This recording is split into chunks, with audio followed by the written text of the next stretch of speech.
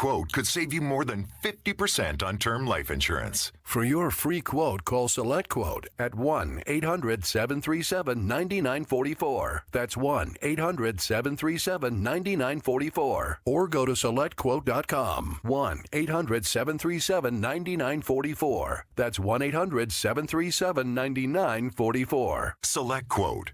We shop. You save. Full details on example policies at selectquote.com/commercials. I'm so tired of my water smelling like rotten eggs. Iron foul. It makes my clothes and home smell. And my sink and faucet look dirty.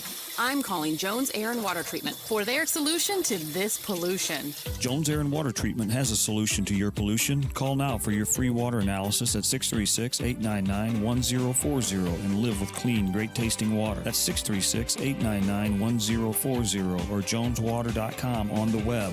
Call us now. Hey, it's Katie here. Thank you so much for making 101.9 and 94.1 News Talk STL the fastest growing radio station in St. Louis. We've been blown away by all the listener and advertiser support we've received in the short time we've been on air. And we would love to support your business and have you as part of the News Talk STL team. Just send an email to info@newstalkstl.com and get details on how to join us here at the new conservative voice of St. Louis. 101.9, 94.1 News Talk STL. Do you live in St. Charles County? Then you can get Mid-Rivers News Magazine delivered free to your home just by asking for it. Mid-Rivers News Magazine is the only print source for the political, school, business, and sports news happening in your hometown. Simply visit midriversnewsmagazine.com/subscribe to get a copy delivered to your mailbox. Or you can pick up a free copy at all area Deerbergs and Schnuck stores. Mid-Rivers News Magazine. Anybody who wants it gets it. Anybody who gets it wants it. Subscribe for free today. The latest news. To repeal Title 42. Our immigration system is wholly broken. Make our communities safe. Democrats can no longer ignore it. Get inflation back to normal level. The news you need to know. The hard recession that people are worried about. More in taxes. Hunter Biden investigation. The Respect for Marriage Act. Signed into law. The Federal Reserve keep with its aggressive interest rate hikes. And the place to talk about it. So we all know and understand what happens next. 101.9 and 94.1 News Talk STL.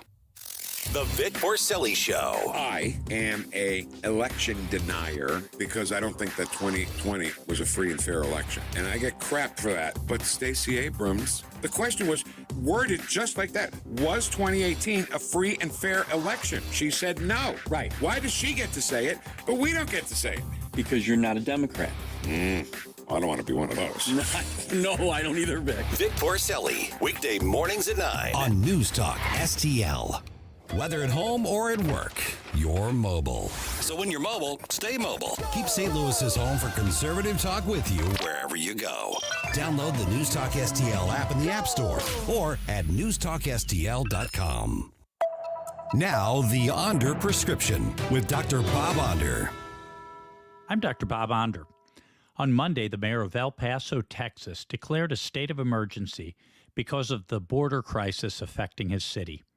Thousands of illegal aliens have flooded across the border, and he noted that after Wednesday, daily apprehensions and releases could rise to as high as 6,000 per day. According to the Federation for American Immigration Reform, 4.9 million illegal aliens have crossed our southern border since President Joe Biden took office. In 2008, Missouri passed my bill to clamp down on illegal immigration by banning sanctuary cities and facilitating removal of criminal illegal aliens. But there is only so much a state can do. This is a federal crisis, engineered by the open border leftists who run the Biden administration. No sovereign nation can survive without borders and with this kind of disrespect for the rule of law. It needs to stop now. I'm Dr. Bob, and that's my prescription. Find more Dr. Bob Onder at bobondermo.com. This is deadly earnest, man. This week on News Talk STL. The Respect for Marriage Act. Signed into law. An historic day. News, analysis, opinion. The Federal Reserve keep with its aggressive interest rate hikes. Their non-coverage of Elon Musk's Twitter files. We really have a peek into the black box. This is a scandal. War in Ukraine. President Putin. Bring the Ukrainian people to their knees as winter approaches. 1019 and 94.1 News Talk STL. And always streaming at NewsTalkSTL.com. Mike Ferguson in the morning. From the fallout to the January 6th committee debacle to bracing for that Arctic weather coming to St. Louis, we're keeping you updated on Wednesday's show. Morning starting at 5:30 on News Talk STL. This hour of Jones and Arps is brought to you by Stifel. Contact your Stifel financial advisor at stifel.com. That's STIFEL.com. Tim Jones and Chris Arps in the afternoon. The 9 most terrifying words in the English language are, I'm from the government and I'm here to help. The more you remove voting from Election Day, the more opportunity you're offering for people to commit fraud. Are you not entertained? Are you not entertained? I think the Democrats are so short-sighted in this tactic they have now to just cheat at any cost to win elections. You're a lying dog-faced pony soldier. You said you were, but now you got to be honest. I'm going to be honest with you. What are we doing wrong here? As a former leader in the House, I think you can put your finger on it. It's called leadership. We don't have it. Tim Jones and Chris Arps. And good afternoon and welcome into the Tim Jones and Chris Arps show. It is 3:35 in the p.m. here on Tuesday, December the 20th, 2022. We've got a great show for you here today. I am in Eureka because I don't want to give Stell my creeping crud that I've had over the last few days. Thank you. Oh, Stell, everybody's got this stuff, you know, and I had it like 3 weeks ago, and then it went away, and then I went to Wyoming, and that probably made it worse, and so I got it on the way back, so here we are. So, you know, but we're getting through it. We've got a great show for you today. We're gonna talk to Ron McCain at 3:40 at the range. We're going to speak with David Stokes of the Show Me Institute at 4:25. We'll give away another prize for the St. Louis Conservative Christmas at 5:07 p.m. We've got Phil Kerpen, the president of American Commitment, the Chris's Corner, the Speaker's Stump Speech, and oh so much more. Chris Arps is in Chester, New York. I'm in Eureka, Missouri. Stell is in downtown St. Louis. Do we have Chris yet? I know we're having some connectivity issues. Not yet. Okay, we're working on it. Hey, Stell, I noticed today that they have named this winter storm. It's Winter Storm Elliott. Stell, when did we start naming winter storms? I don't remember this. When did this become a thing? I think it started a couple years ago. You're right. It is pretty odd. Yeah. And we're already in the E's here, which kind of surprised me a bit. I wonder if I missed a few of the other storms that got named when the season began. You know what's also very odd, because you mentioned about the storms, winter officially arrives tomorrow afternoon, I believe. I didn't check the exact time. But that's right. It'll be the shortest day of the year, right? I think you're right. Yeah. Short day, and then we'll start gaining minutes back. Thank goodness, because I am so tired of I do a morning show, I think I've told you all, into Springfield, Missouri on KWTO. So I get up dark early, especially this time of the year. And, man, it does not get light till almost 7 a.m. And so I'm ready to get a little daylight back. Stell, as our resident meteorologist, what can you tell us about the latest on Winter Storm Elliott? What are we looking at, Stell, over the next few days? I think this thing's supposed to start kicking in here, early Thursday morning? I think just in time for the Thursday morning commute. Hoorah. Maybe just a tad after the morning commute. We did talk with Steve Templeton a little bit ago, and he'll be back on tomorrow afternoon with Tony and me. But he did mention that the storm's moving, I think, a little bit faster than previously expected. And yes, it'll start probably around midday on Thursday, continue pretty strong through the evening hours on Thursday. And then, initially we were talking about it possibly wrapping up sometime on Friday. It looks like it might be earlier than that. It may be, midnight, Thursday night, Friday morning, going to 6 a.m. So that slot between noon and 7 on Thursday should be the roughest part of the day for us. So my suggestion would be spend the day at home on Thursday if you can. Yeah. I mean, we're heading into the Christmas holiday, right? Hopefully everybody's got a few PTO days left to burn. I know my daughters are off school as of tomorrow. Their last day of school is tomorrow. And so thank goodness the kids will be home. They don't get a snow day, but they're off anyway. So, it's kind of a bonus no matter how you look at it. Stell, correct me if I'm wrong, but whether we get 3 inches of snow, 5 inches of snow, or 7 inches of snow, and I know that's all in kind of the projections. It could be anywhere between 3 and 7 at this point in time. The real danger still of this storm is the wind that's going to follow it and the plunging temperatures, especially Thursday night into Friday, right? Yeah, you're right on both counts. And I was checking some maps last night, and to get a little bit into the weeds here, I'll say that the isobars were really, really tight, which means meteorologically that you're going to get some very, very strong winds. And those were coming directly from the north, coming into the Midwest. So it'll be really a rough couple of days with, as Steve Templeton mentioned, we're going to have temperatures going below zero off and on Thursday night, Friday night. And it's the first time that we're going to be below zero in December since 1992, I believe he said. So it's you and your tight isobars, Stel. I don't know if we need to get that personal, you know. I know that's TMI right there. That's right. That's right. All right. As I mentioned, when we come back, we're going to speak to Ron from the range. Going to talk about the specials going on at the range the last few days of their 12 days of Christmas. We'll talk about what are the issues, the challenges, maybe the successes of the firearms industry, anything that Joe Biden has done recently that has caused Ron great alarm, and so much more. We've got the Biden border catastrophe to break down. I heard Tony talking about this ominous bill. That's what I call these omnibus bills, this ominous bill. And I could not agree more with Paul Kurtman. Why in the world are Republicans giving away the store when they could have so much more? I truly believe in January, they could do a lot more horse trading. It seems that, Stel, your complaints about the uniparty, the Mitch McConnell, Chucky Schumer uniparty, are once again coming true in Washington, D.C. And it hurts to think that seems to be the case, but I think you're right. And as we've talked about over the last couple of months, I'm waiting for someone, just like you are, I'm waiting for someone on the Republican side to have some backbone to stand up and actually fight back on these issues. And I'm not really sensing it. Are you? I'm not feeling it. Well, Stel, Larry Kudlow, who's one of the smartest business minds, I think, on the planet, he asked the same question, Stel. He said, wait a minute, Republicans were just elected in the House. Yeah, they didn't do as great as they were supposed to in these midterms, but they won the House, and they largely won the House on messages of fiscal constraint and conservative spending. Aren't Republicans supposed to cut spending and cut taxes? And Larry pointed out that this omnibus bill has over $100 billion in corporate tax hikes. When did Republicans start voting for tax hikes, Stel? I mean, wow. And it's got a bunch of COVID spending. We're largely done with COVID. More people are suffering from influenza A and RSV now. I mean, we might as well declare a health emergency for everything under the sun, but they're still using the COVID pandemic, of course, to their own designs. Yeah, they really are. Yeah, it's also illogical. And how come earmarks are now showing up again? I thought earmarks were they're back, eliminated, but now they're back. And I'm stumped as to where the Republicans are trying to stand up against this. I agree with you. Well, we're going to get to talk to Phil Kerpen of American Commitment and the Committee to Unleash Prosperity about all those issues at 5:25. All right, great show here, folks. When we come back, Ron from the range at 4:25, David Stokes of the Show Me Institute, our St. Louis conservative Christmas winner at 5:07, Phil Kerpen at 5:25. We're going to get Chris on here soon as well. Stel and I will be right back here on the Tim Jones and Chris Arps show here at 101.9, 94.1. It's News Talk STL.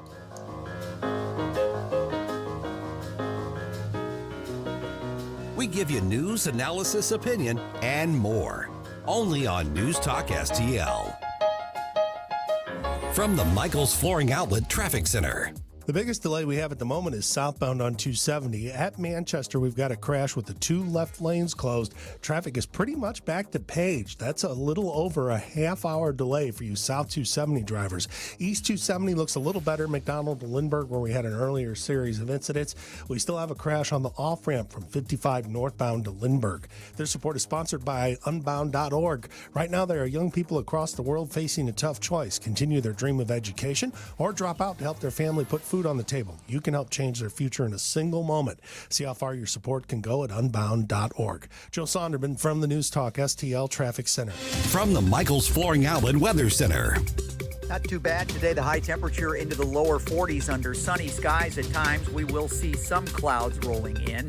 Overnight lows tonight in the mid-20s. The high tomorrow, 38 degrees. A dry day, and winter officially begins tomorrow at 3:47 with the winter solstice.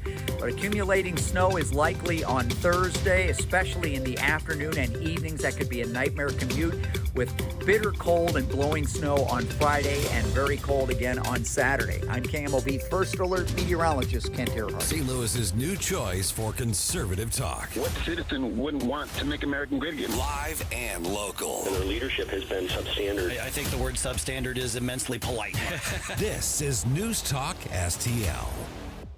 Columbo here for Agers Heating and Air Conditioning. Christine and I trust our home with Agers because at Agers, customer satisfaction is the #1 priority. And as you know, St. Louis winters are too cold and unpredictable to not be prepared for. So if your furnace isn't keeping your family warm and comfortable, don't wait and risk the problem getting worse. Whether it's time for repairs or replacement, Agers has you covered with the clarity and attention to detail your home deserves. Contact Agers now at 636-242-6515 or at callagers.com. I'm Dr. TJ, owner of the Institute of Natural Health, co-owner of Optimal Nutraceuticals, and the host of Wellness 101. Wellness 101 is designed to cut through the nonsense and provide you common sense, science-based information regarding health and wellness. On the show, we discuss topics like thyroid health, gut health, hormone optimization, and many others. Our show airs Saturdays at 10 a.m. and 2 p.m. and Sundays at 11 a.m. and 3 p.m. right here on News Talk STL.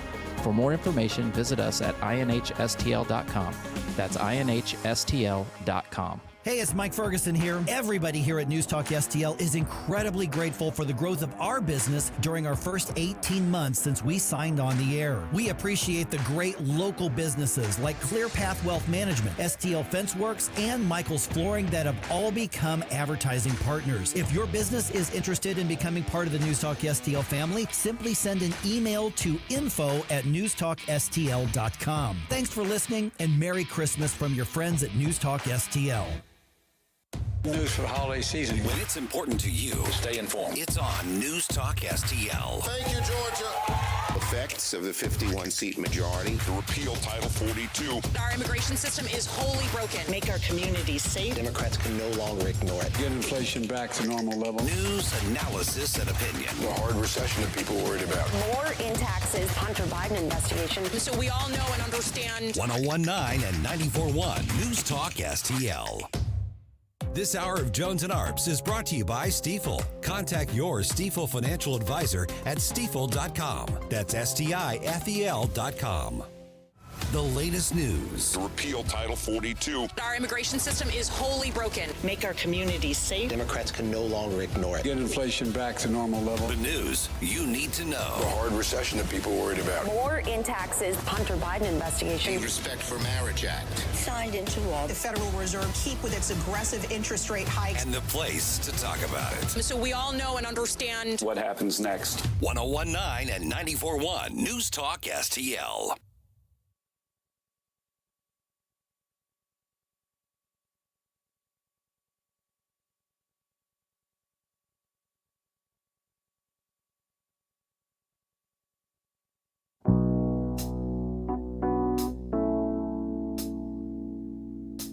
It's the Tim Jones and Chris Arps Show.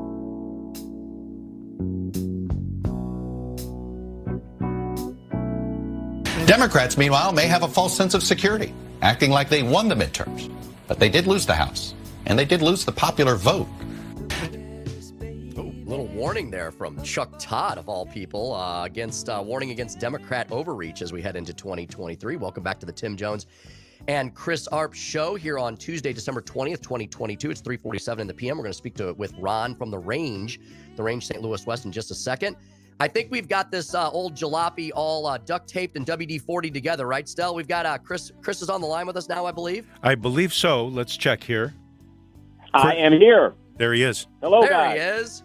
Chris Arps, how you doing today? I'm good. I've got 2 bars, so let's keep our fingers crossed here until we get this straightened out. All right, we will hopefully get that all straightened out. The wonders of technology are wonderful when they actually work. All right, let's get to our next guest. He is Ron from The Range. Ron McCain joining us right now. Ron, good afternoon. Wow, thanks for joining us once again on the Tim Jones and Chris Arps Show. Well, it's great to be here, Chris. Hey, I'm going to warn you up front. If I'm sick at Christmas, I'm blaming you. For spreading our creeping crud through the phone lines, Yeah. huh? You never That know. is correct. You never know in this day and age, Ron. That's for sure. That is correct. Hey, Ron, I know we want to talk about a lot of things involving the range. I want to ask you kind of a global question as we approach the end of 2022. How are things for the firearms industry in general? You would think that the Joe Biden administration would be the gift that keeps on giving, but you tell me. Yeah, things are still good. The supply chain has filled up and is not bad right now at all. There's still a few things that are difficult to get, large caliber wheel guns and lever action rifles, but ammo's out there now. The prices are stabilizing.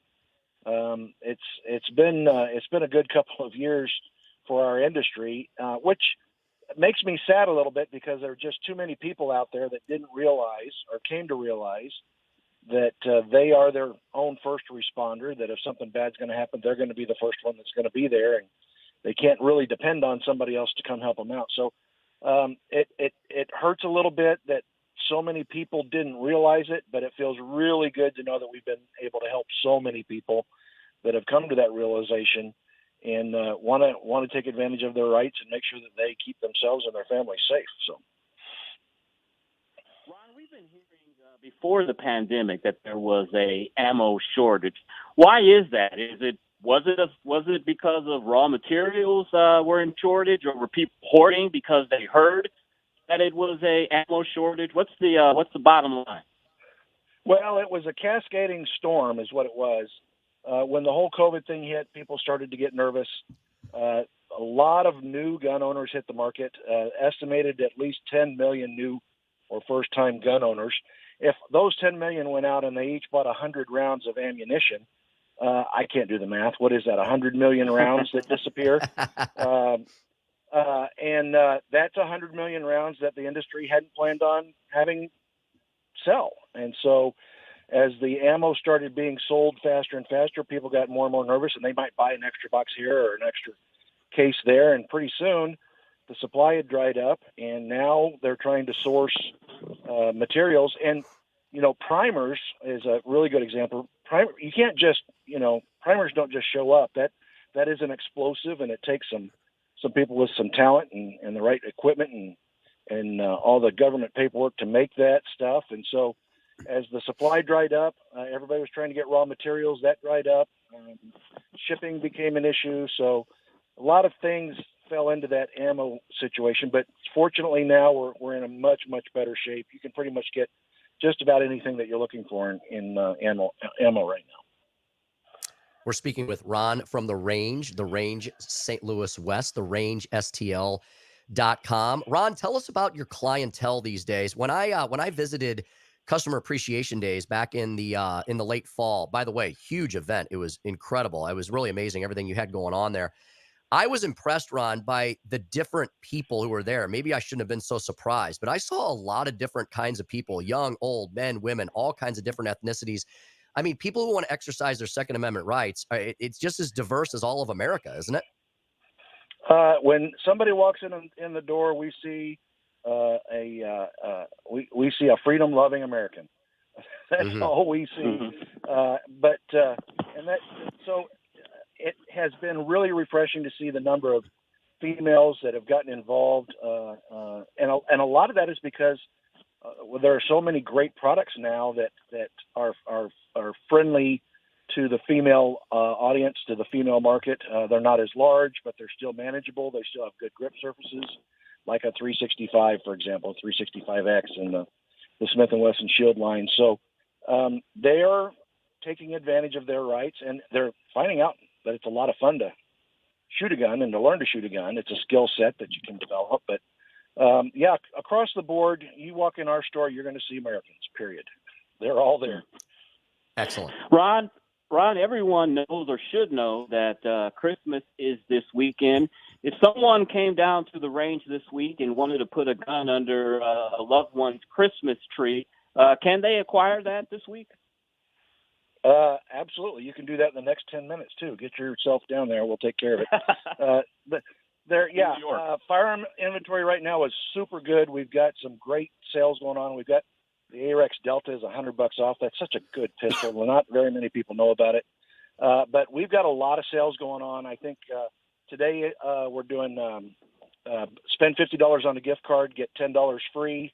We're going to have optics on sale tomorrow. We're going to have cleaning products the next day. We're going to have knives the next day. And then on Christmas Eve, we're going to be open until 3 o'clock. We want our team members to be able to get home and spend some time with their families for the holiday. But up until 3 o'clock, all of our Christmas specials will be available the entire day. So you can get half off a membership, 10% off a firearm, 20% off of ammo. All those goodies that we've been running for the last 12 days are going to be available to you on the 24th. Plus, you get to hang out with the cool kids right before Christmas. That's exactly right. A lot of great people down at the range. Hey, Ron, you just mentioned how firearms are no different than any other product. There's different strokes for different folks. Firearms can be tailored to a person's specific body type or touch or feel. Ron, how important is it for somebody not just to, I don't know, buy stuff, maybe go to a gun show or whatever? How important is it for them to come to the range, make sure that they actually get, kind of like with golf clubs, get fitted for the right type of tool that is for their specific situation, and then also to take advantage of your training classes, which I know that you all believe are so important that I talk about so many times during our lives? Yeah, you nailed it. If you're a first-time buyer, you're getting in, it's your first firearm purchase, you're new to it, you're going to be scared. They make loud noises, and everybody talks bad about them. If you come see us, we absolutely know what we're doing. You're coming to the right place. We do it every day. I've got, almost 100 firearms that are available on our rental lanes. We can get you downstairs. We can have you try 2, 3, 4 different guns. A lot of times somebody will come in and they'll say, hey, I'm scared. I don't know what to do, but I need to get a gun. I feel like I need to get a gun. We'll set them up with either a private lesson or get them in a basic handgun class so that they know what they're talking about. And then they can try 3, 4, 5, 20 different models, make the choice that's right for them. And then once you start that relationship with us, it's not over when you leave with the firearm. We're going to be there for you when you have questions about how to clean it and this happened or that happened or what's the next best thing, what holster do I need, what are my other options, all of those things. We're a relationship business. We want to make a relationship with those customers and make sure that they've got somebody they're comfortable to come ask questions that they think are stupid questions. And believe me, my brother-in-law is an attorney. You're not going to ask me any stupider questions than he has. Ron, I want to get your thoughts on a product that I hear advertised nationally, and it's about a device that you can put on your gun to help you with your shooting and save you on ammunition costs. And I hear the ad says that it improves your shooting within 20 minutes. Do you know the product that I'm speaking of, and what do you think of? Yeah, so the product that you're talking about, I believe, is the Mantis product, and we carry those actually in our store. We are believers in those. In fact, one of our trainers, ex-Marine, Vinny, doggone guy shoots better with his eyes closed when he's half asleep than I shoot on my best day. But Vinny's a big believer in that Mantis. He uses it in some of his training courses. It teaches you some really good trigger control, sight alignment. It tells you what you're doing as you pull that trigger. If you're letting that gun sweep low left, or if you're pushing the sights down, anticipating the bang. We like them a lot, and we think that it's a very, very viable option for getting some basic skill sets down before you actually put live rounds in it. Excellent. Ron, we appreciate, Chris and I want to thank you for you and the range's support of our station over these last almost 2 years. Thank you for supporting, live, local, common sense, conservative radio. And we love supporting the range. Ron, folks should come in anytime this week, right? Lots of great specials, lots of great stuff to see, and lots of great stuff to take advantage of. Absolutely. Hey, and I will tell you this. I've been in this industry for a little while now. My kids still get me ammo for Christmas, and I still giggle when I open it. If you got anybody in your house that you're thinking about, hey, I should get them one more thing, and they're a shooter, ammo always wins. Ammo is the key. There we Ron, go. you get ammo this year. Can you take a video of that and send it to us? We'd love to see you giddy on Christmas. Giddy is for my family, ladies, not for you. Oh.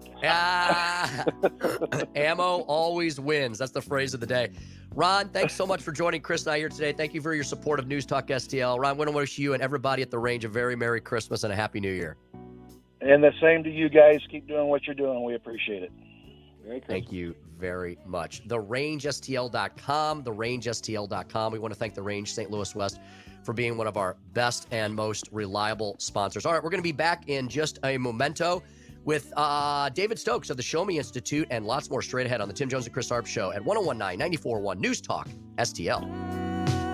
From home improvement to replacement, do-it-yourself electrical projects can be shocking. That's where Grasser Electric can help. They've been lighting up St. Louis for years. From ceiling fans and dimmer switches to repair or replacing your electric. No job is too big or too small for your home or business. Grasser Electric will even install emergency backup generators. So call Grasser Electric today before the sparks start to fly. 636-441-5200 or go to grasserelectric.com. Let me tell you about my good friends Mike and Beverly Sloan over at Elite Printing and Packaging. Going on their 21st year in business, a success story that began in Mike's basement and now employs hundreds right here in the St. Louis community. Elite is a turnkey solution for all your retail printing and packaging needs. Custom built to suit your business. Call 636-561-8970 or email elitesolutionsgroup.com. And don't forget to use the code word PATRIOT to receive free design and artwork for your first project. KLGY HD3 Clayton, K270BW Bellefonte, KNBS Bowling Green. This is News Talk STL at 1019 94.1 and always streaming at NewsTalkSTL.com. News this hour from townhall.com. I'm Keith Peters reporting. A major holiday storm is coming, set to sweep across the country, bringing Arctic air along with snow and possible Christmas travel woes. Correspondent Julie Walker reports. Get ready for some dramatic temperature changes ahead of the Arctic air mass moving into much of the country. In Denver on Wednesday, the temperatures are going to be 45 to 50, and then on Thursday, the temperatures are going to be below zero. And National Weather Service lead forecaster Bob Oravec says there's more besides the extreme and prolonged freezing conditions for parts of the country. Over a foot of snow potential, especially across parts of the Great Lakes, the upper Mississippi Valley, parts of the Midwest. And he says the timing could not be worse for holiday travel. The travel impacts from the storm are going to be tremendous. I'm Julie Walker. U.S. Geological Survey geophysicist John Bellini says a magnitude 6.4 earthquake hit Ferndale in Northern California, and there have been a lot of aftershocks. Aftershocks will go on for probably several weeks, although the frequency of them and the size of them will decrease over time. So most people who experience aftershocks will experience them in the next couple of days. The region is part of California's lightly populated far north coast, home to redwood forests, mountains, a port, and a state university. Consumer banking giant Wells Fargo agreed to pay $3.7 billion to settle charges that had harmed consumers by charging illegal fees and interest on auto loans and mortgages, as well as incorrectly applied overdraft fees against savings and checking accounts. The Consumer Financial Protection Bureau on Tuesday ordered Wells to repay $2 billion to consumers and enacted a $1.7 billion penalty against the bank. On Wall Street, the Dow by 92 points. More on these stories at townhall.com. My name's Adam Barada. I'm the owner of Advantage Gold, the highest-rated precious metals firm in the country. Now, we've won the Best of TrustLink Award 4 years in a row because we educate our clients on how to buy gold and silver the right way. We don't pay celebrity spokespeople millions of dollars. We'd rather pass that value on to you. Call 800-900-8000 and speak with one of our experts. We'll send you a free gold kit along with my latest national best-selling book, The Great Devaluation. Call 800-900-8000. Call 800-900-8000. And now a small business setback, delivered by a kind French stranger. Monsieur, there was an accident. The windshield of your catering van is, how do you say, kaput? But Progressive has an extensive network of repair shops. Now, we sing about the old days. Brave marin revient de guerre. When things go wrong with your small business, it's comforting to know you have Progressive Commercial. Get a quote in as little as 6 minutes at progressivecommercial.com. Croissance for everyone. Brave. Progressive Casualty Insurance Company and affiliates, covered subject to policy terms and conditions. Germany has convicted a... So many ways to listen to News Talk STL. Come join the conversation. Enable our Alexa skill. Hey, Alexa, play News Talk STL. Welcome to News Talk STL, conservative talk radio for St. Louis. Always streaming at NewsTalkSTL.com or on your radio at 1019, 94.1, and 99.1 HD3. News Talk STL. News, analysis, and opinion. Welcome home. From the Michaels Flooring Outlet Traffic Center.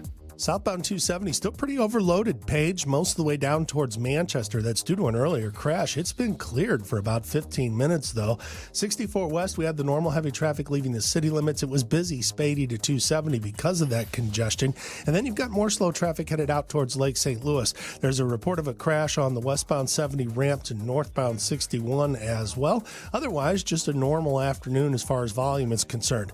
This report sponsored by the Crohn's and Colitis Foundation. I'm Joe Sonderman from the News Talk STL Traffic Center. The Crohn's and Colitis Foundation has been at the forefront of inflammatory bowel disease research and care for over 50 years. Learn more about research, education, and support at Crohn'sColitisFoundation.org. Talk radio made in St. Louis. Very excited for what you guys are doing for the St. Louis community. For St. Louis. Relevant local talk. Saying what we are thinking. This is News Talk STL. No, you guys are awesome. I love you. And it's a tremendous honor to be on the station. News, analysis, and opinion. Thanks for covering the local angle. Come on, people. This is America. We better open our eyes. Really local, really good. News Talk STL at 1019, 94.1, and NewsTalkSTL.com. From the Michaels Flooring Outlet Weather Center. Not too bad today. The high temperature into the lower 40s under sunny skies. At times, we will see some clouds rolling in. Overnight lows tonight in the mid-20s. The high tomorrow, 38 degrees. A dry day, and winter officially begins tomorrow at 3:47 with the winter solstice. But accumulating snow is likely on Thursday, especially in the afternoon and evenings. That could be a nightmare commute with bitter cold and blowing snow on Friday and very cold again on Saturday. I'm KMOV First Alert meteorologist Kent Earhart. Hey, how you doing? Santa Vic here. And Santa's head Vic head here. Right. And you can win some great prizes with News Talk STL's St. Louis Conservative Christmas. You forgot the ho-ho-ho. What? You forgot the ho-ho-ho. Oh! No, ho-ho. A St. Louis Conservative Christmas. Log on to NewsTalkSTL.com for your chance to win. Brought to you in part by the Great Harvest Bread Company in Maplewood, the St. Louis Ballet, and St. Louis Union Station. Oh! This hour of News Talk STL brought to you by House Sold Easy. Looking to sell a house fast? Call David today at 314-293-3000. That's David with House Sold Easy at 314-293-3000.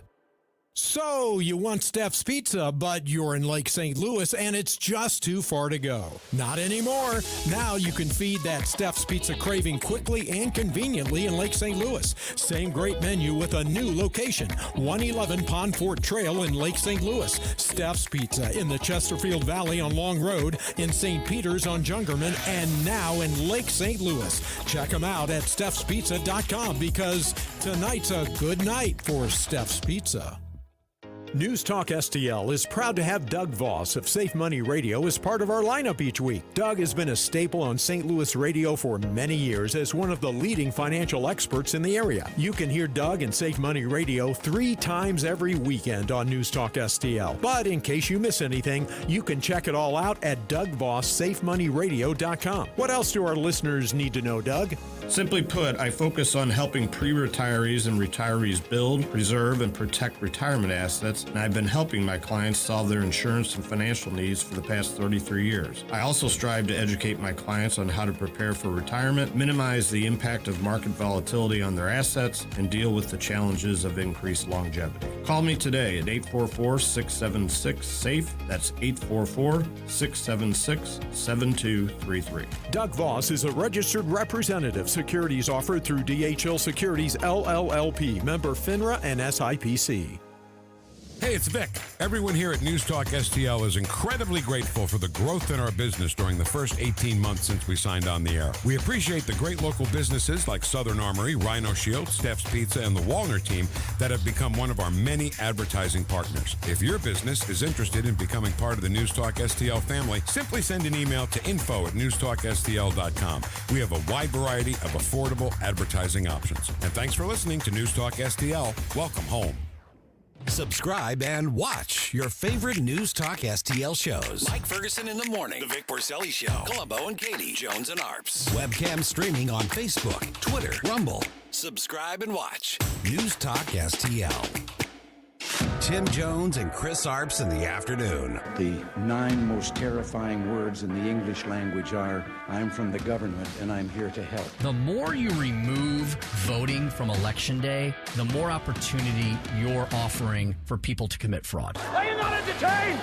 Are you not entertained? I think the Democrats are so short-sighted in this tactic they have now to just cheat at any cost to win elections. You're a lying dog-faced pony soldier. You said you were, but now you got to be honest. I'm going to be honest with you. What are we doing wrong here? As a former leader in the House, I think you can put your finger on it. It's called leadership. We don't have it. Tim Jones and Chris Arps. Despite what we're seeing on the ground, the Biden administration, though, is insisting that the border is not open, free to cross into. It claims anyone who says anything different is doing the work of smugglers. As illegal immigrants fan out all over the nation, don't be so sure anyone is keeping track of them. Operation Horizon, the background on this, over the summer, we had well over 150,000 folks come in. They were issued a piece of paper that said, go find somebody in ICE. That was pretty much it. So there was no processing. Those are the ones we know about, the ones that we try to vet, the ones that at least have come through that we can at least attach some name that they choose to give us to. There are a million others called gotaways. We don't know where they are. Despite what... And welcome back to the Tim Jones and Chris Arps show. It is 4:10 in the p.m. here Central Standard Time on Tuesday, December the 20th, 2022. Chris Arps with me here as well today. Chris, 1 million gotaways, and that is a conservative estimate as to the people invading our southern border. That's in addition to the millions of people that we actually know are here. I mean, Chris, at some point, you don't have a nation when you don't have a border, right? Exactly, and that's what we have right now. It was very ironic. A conservative friend of ours, I don't know if you know him, and I can't remember his name right now, but he is of Indian descent. And he took a picture of himself a couple of days ago on the border between Pakistan and India. And you know what was there between Pakistan and India, Tim and Estelle? Take a guess. Go ahead, take a guess. I'm going to guess like a border check, like some kind of a fence. Yes, a wall, a fence, a barrier. Fence between Pakistan and India. Wow, imagine that.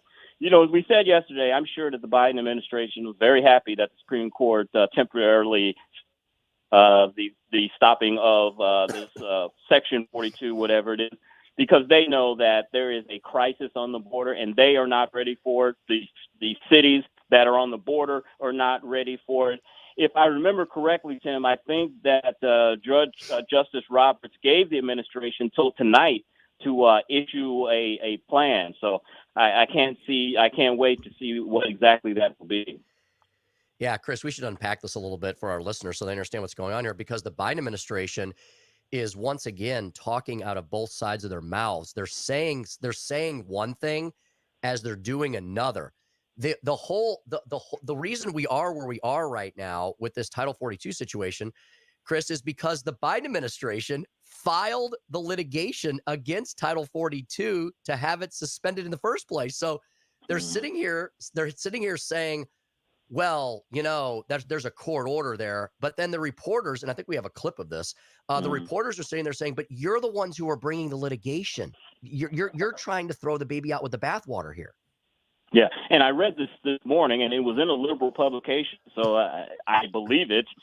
They said that the Biden administration was actually talking about reinstating Section 42 and some other Trump-era regulations to try to stem this tide.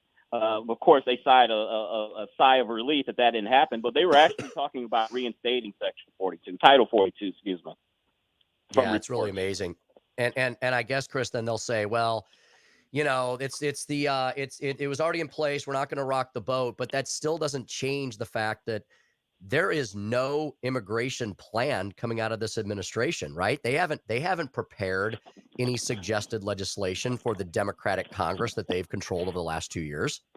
Well, it's always a two-step. They always say, well, we'll give you a border wall if you will legalize the Dreamers, or people that entered this country illegally to have a path to citizenship. They try to make the Republicans as the ones that are recalcitrant because, we want to stop the flow before we give people rights that came in here illegally. That's the hang up. And of course, the mainstream media will paint it as Republicans are holding up any type of comprehensive, quote unquote, immigration plan. Right. It's amazing. The Democrats say, we care about humanitarian issues around the globe. We care about the drug trade. We care about sex trafficking and human trafficking in general. I guess, Chris, everywhere but the southern border, because all of those issues are happening there, a million times over. 2.4 million migrants encountered at the southern border for the fiscal year ended September 30th, according to the New York Post. That's up almost 40% from the previous year because, Chris, once again, the Biden administration, they're saying one thing, but the reality is, these people who are coming from Central America and other countries, Chris, they don't listen to our radio station or watch cable news, right? They just know that the southern border is open because they've been told it's open. Exactly. And I've heard reports that, the cartels are making a tremendous amount of money from trafficking illegal migrants into the United States. There are reports that they're telling these folks that you need to hurry up and try to come to the United States now because the window may run out. And Tim, I really do think that it is intentional that they're allowing all these folks in, 2 million people since Joe Biden has been president. Because what's the thing that they always tell us? They always say, hey, there's 20 million illegal aliens in this country. We can't deport them all. So if they keep allowing millions and millions every year, that just adds to their argument that there's just too many of them to deport. We need to legalize them. Right. And I don't see, Chris, in the next 2 years with a divided Congress and Joe Biden in the White House, I don't see any solutions to this immigration catastrophe. Do you? The only solution I see, Tim, is that if the border is overrun, that you see the humanitarian crisis, and you have some of these Democratic congressmen and mayors of these border cities crying out, saying we can't handle this, which they're doing right now. That's the only thing that would facilitate any type of change. Yeah, you've as you mentioned, you've got Democrats and Republicans now sounding the alarm. The people that actually have to deal with the crisis on a day-to-day basis, they're the ones who are finally putting partisan politics aside. The Democratic mayor of El Paso, Texas, has declared a state of disaster, which I guess is greater than a state of emergency. I don't know what a state of disaster is, but that's what he called it when he declared it the other day. And, only then, I guess, will the Biden administration pay attention to this. But, I don't know if you've been watching these press conferences. Corinne Jean-Pierre is way over her head on this issue. She doesn't know what to say about this. Yeah, and, one thing about the border, too, is that, these people that are coming into the country, they're not all Mexicans or South Americans. As I said yesterday, Right. They found Islamic prayer rugs in the desert. They found Quran. You remember last year, earlier this year, that somehow Haitian migrants made their way through the southern border. I don't understand how that works because I thought there was a little ocean there between Haiti and Mexico. But people are coming from all over the world. The secret is that our border is open, and that if you can just get to the border, you'll get in.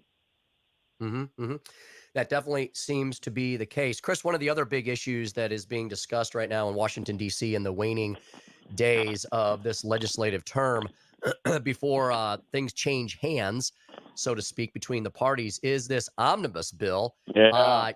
A lot of the more conservative members of the House and of the Senate are saying, why in the world would we agree to multi-billions of dollars of extra spending when we can totally have a different aspect of horse trading if we just wait a few weeks? But it seems that Chuck Schumer and Mitch McConnell are trying to bake the cake on this. I think a lot of Republican voters are going to be pretty upset.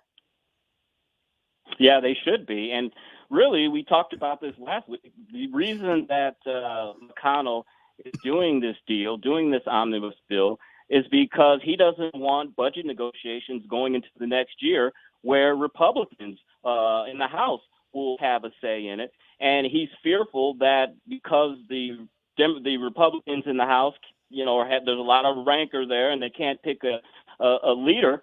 He's afraid that the budget process will get all caught up in that, and that the government will be shut down. And we've known over the years, Mitch McConnell has a real aversion to government shutdowns. So he basically just cut the best deal that he could and basically undercut the House Republicans and Kevin McCarthy big time.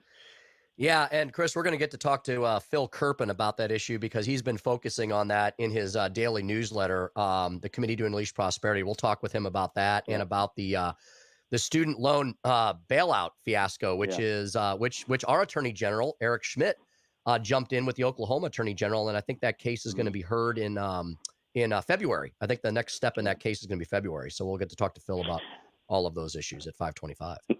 Now, Tim, Mitch McConnell is spinning this omnibus bill big time.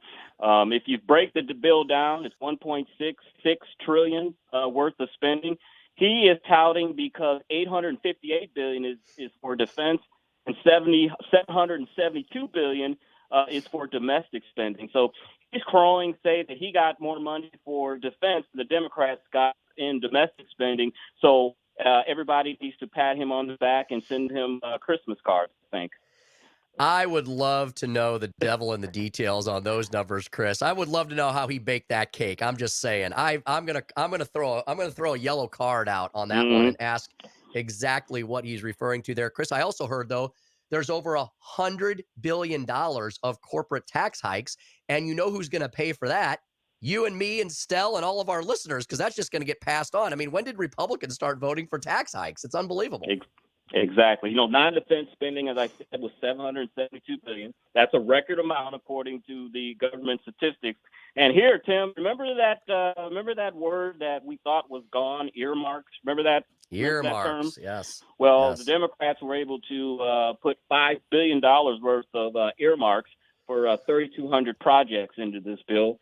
They got $4.4 billion in grants for state and local law enforcement, $1 billion for Puerto Rico's electric grid, $600 million to address water pollution in Jackson, Mississippi, and $1 billion for low-income heating systems. So that's where a lot of that money is going. Well, there you go. There you go. The more things change, the more they stay the same, as Stell would call them, the unicameral party, the uniparty up there in Washington D.C. Exactly. Well, Chris, we can ask our next guest about earmarks and a lot more. We'll take a break right now, and then we'll be joined by David Stokes of the Show Me Institute. We'll ask David about his opinions on earmarks.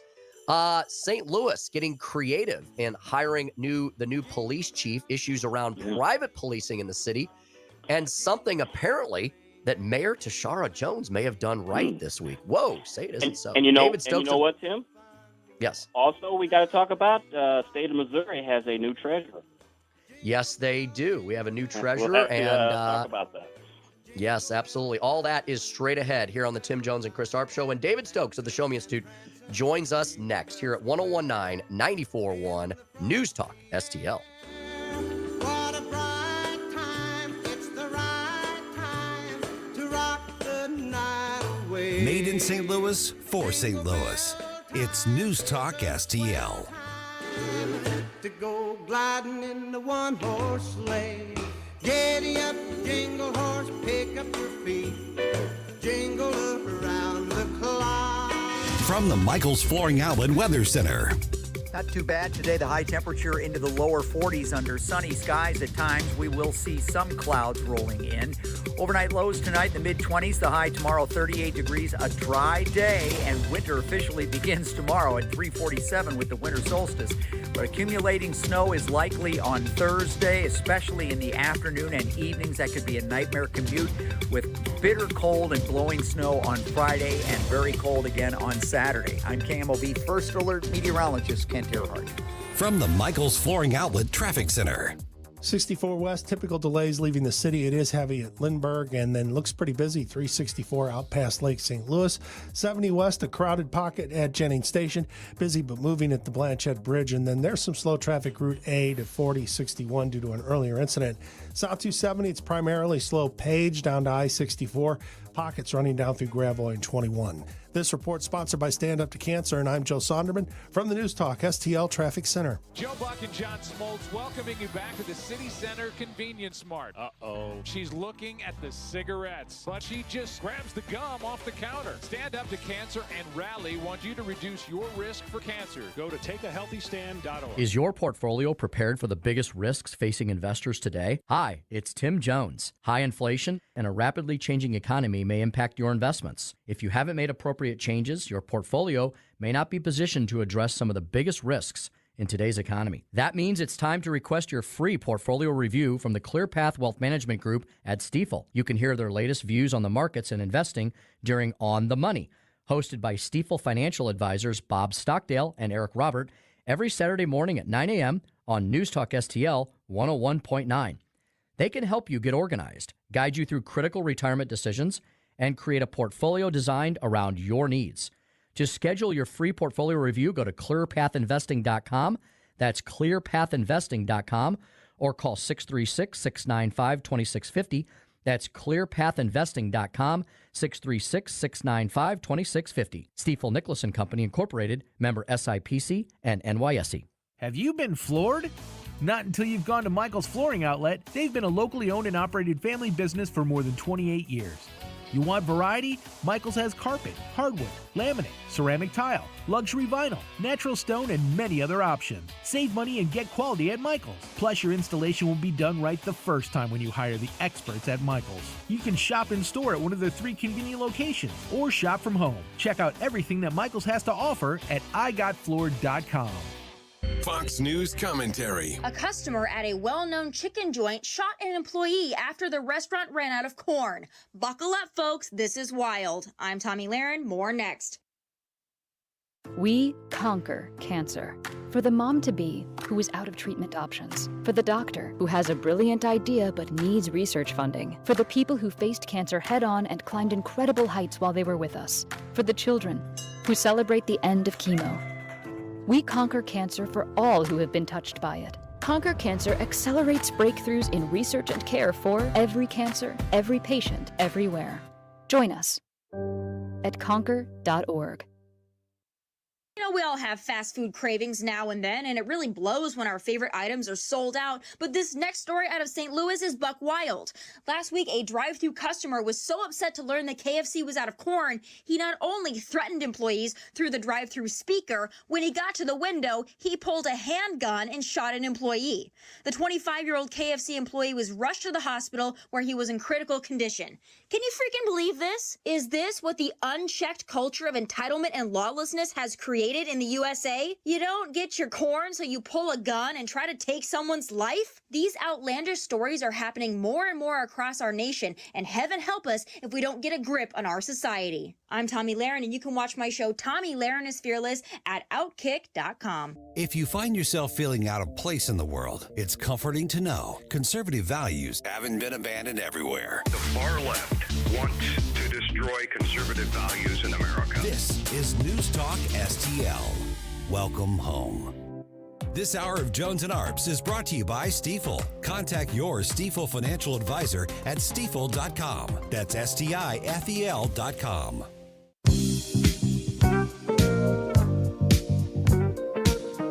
You're listening to Tim Jones and Chris Arps.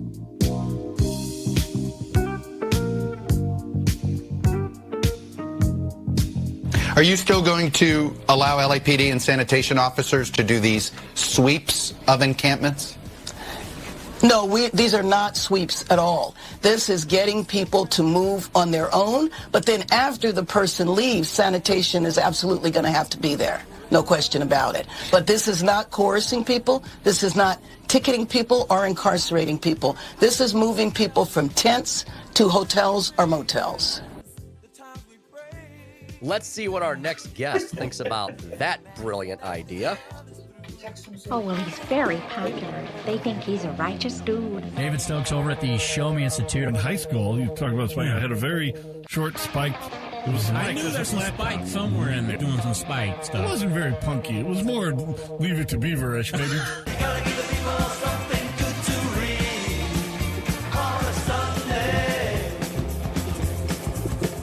every Tuesday afternoon. David Stokes in studio with us here today. David Stokes of the Show Me Institute.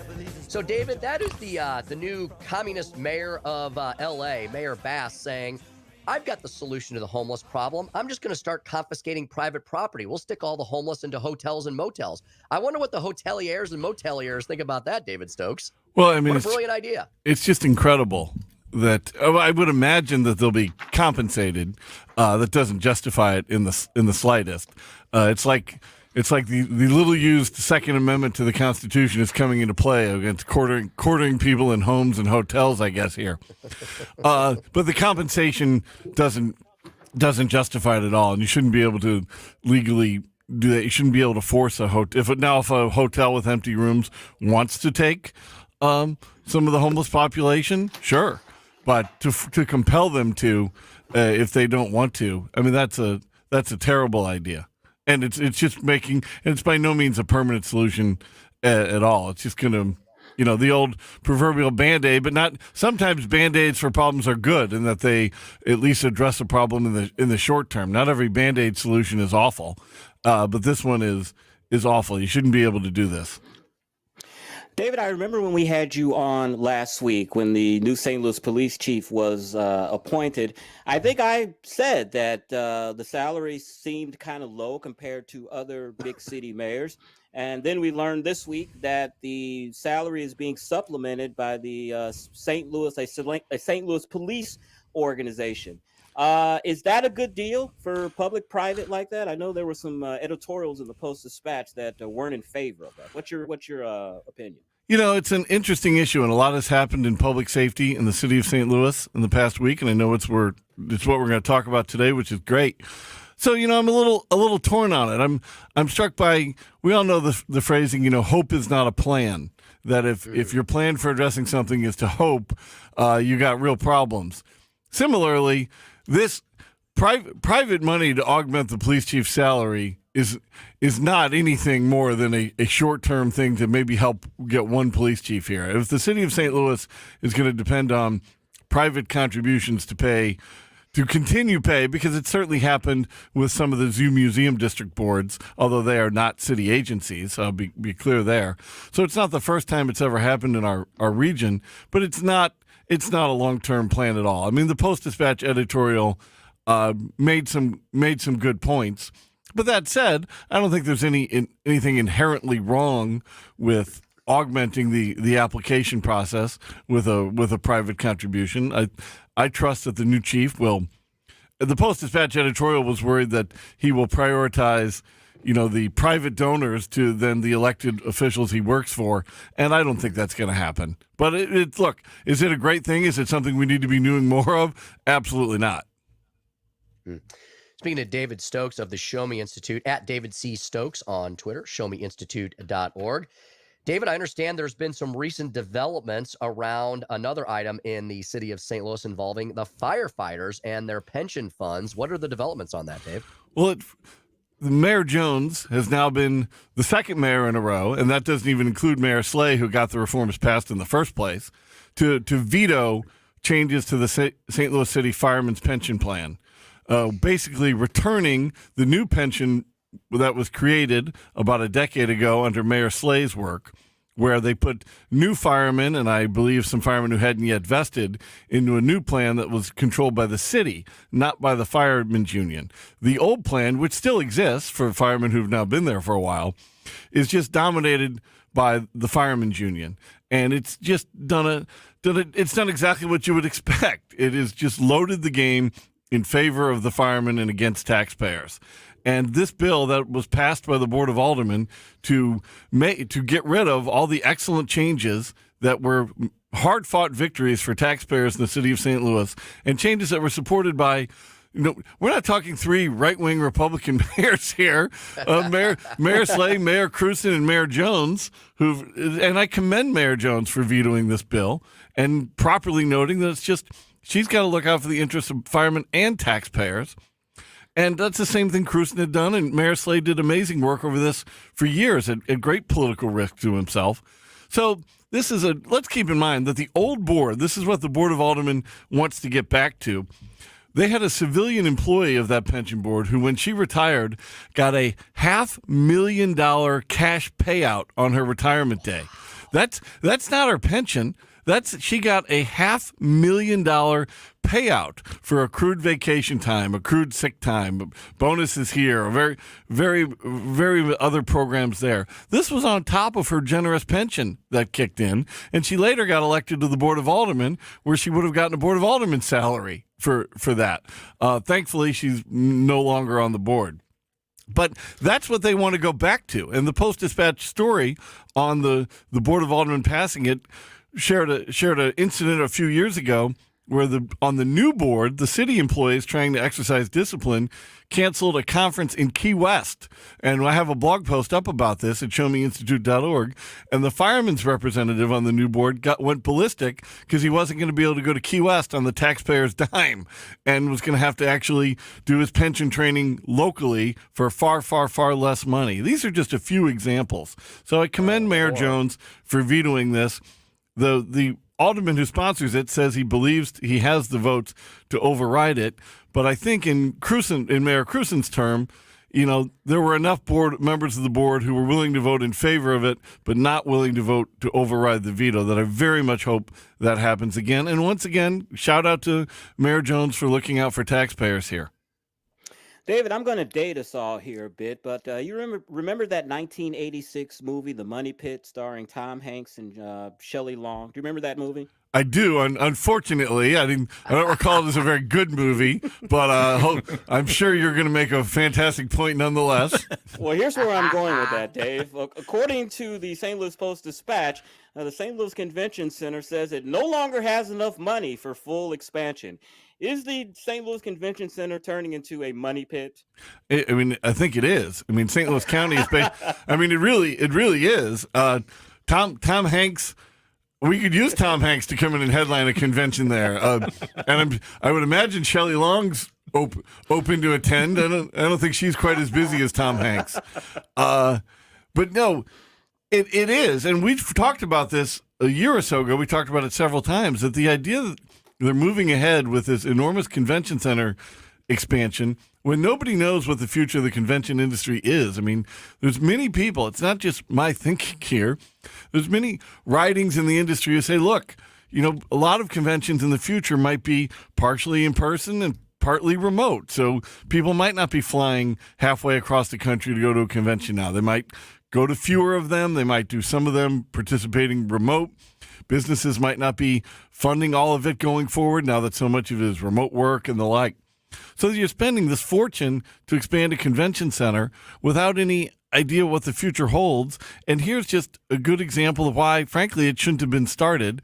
And now that they've done part of the work, they say they don't have the money for the rest of it. And they're going to go hat in hand to St. Louis County and St. Louis City again. And it's unfortunate.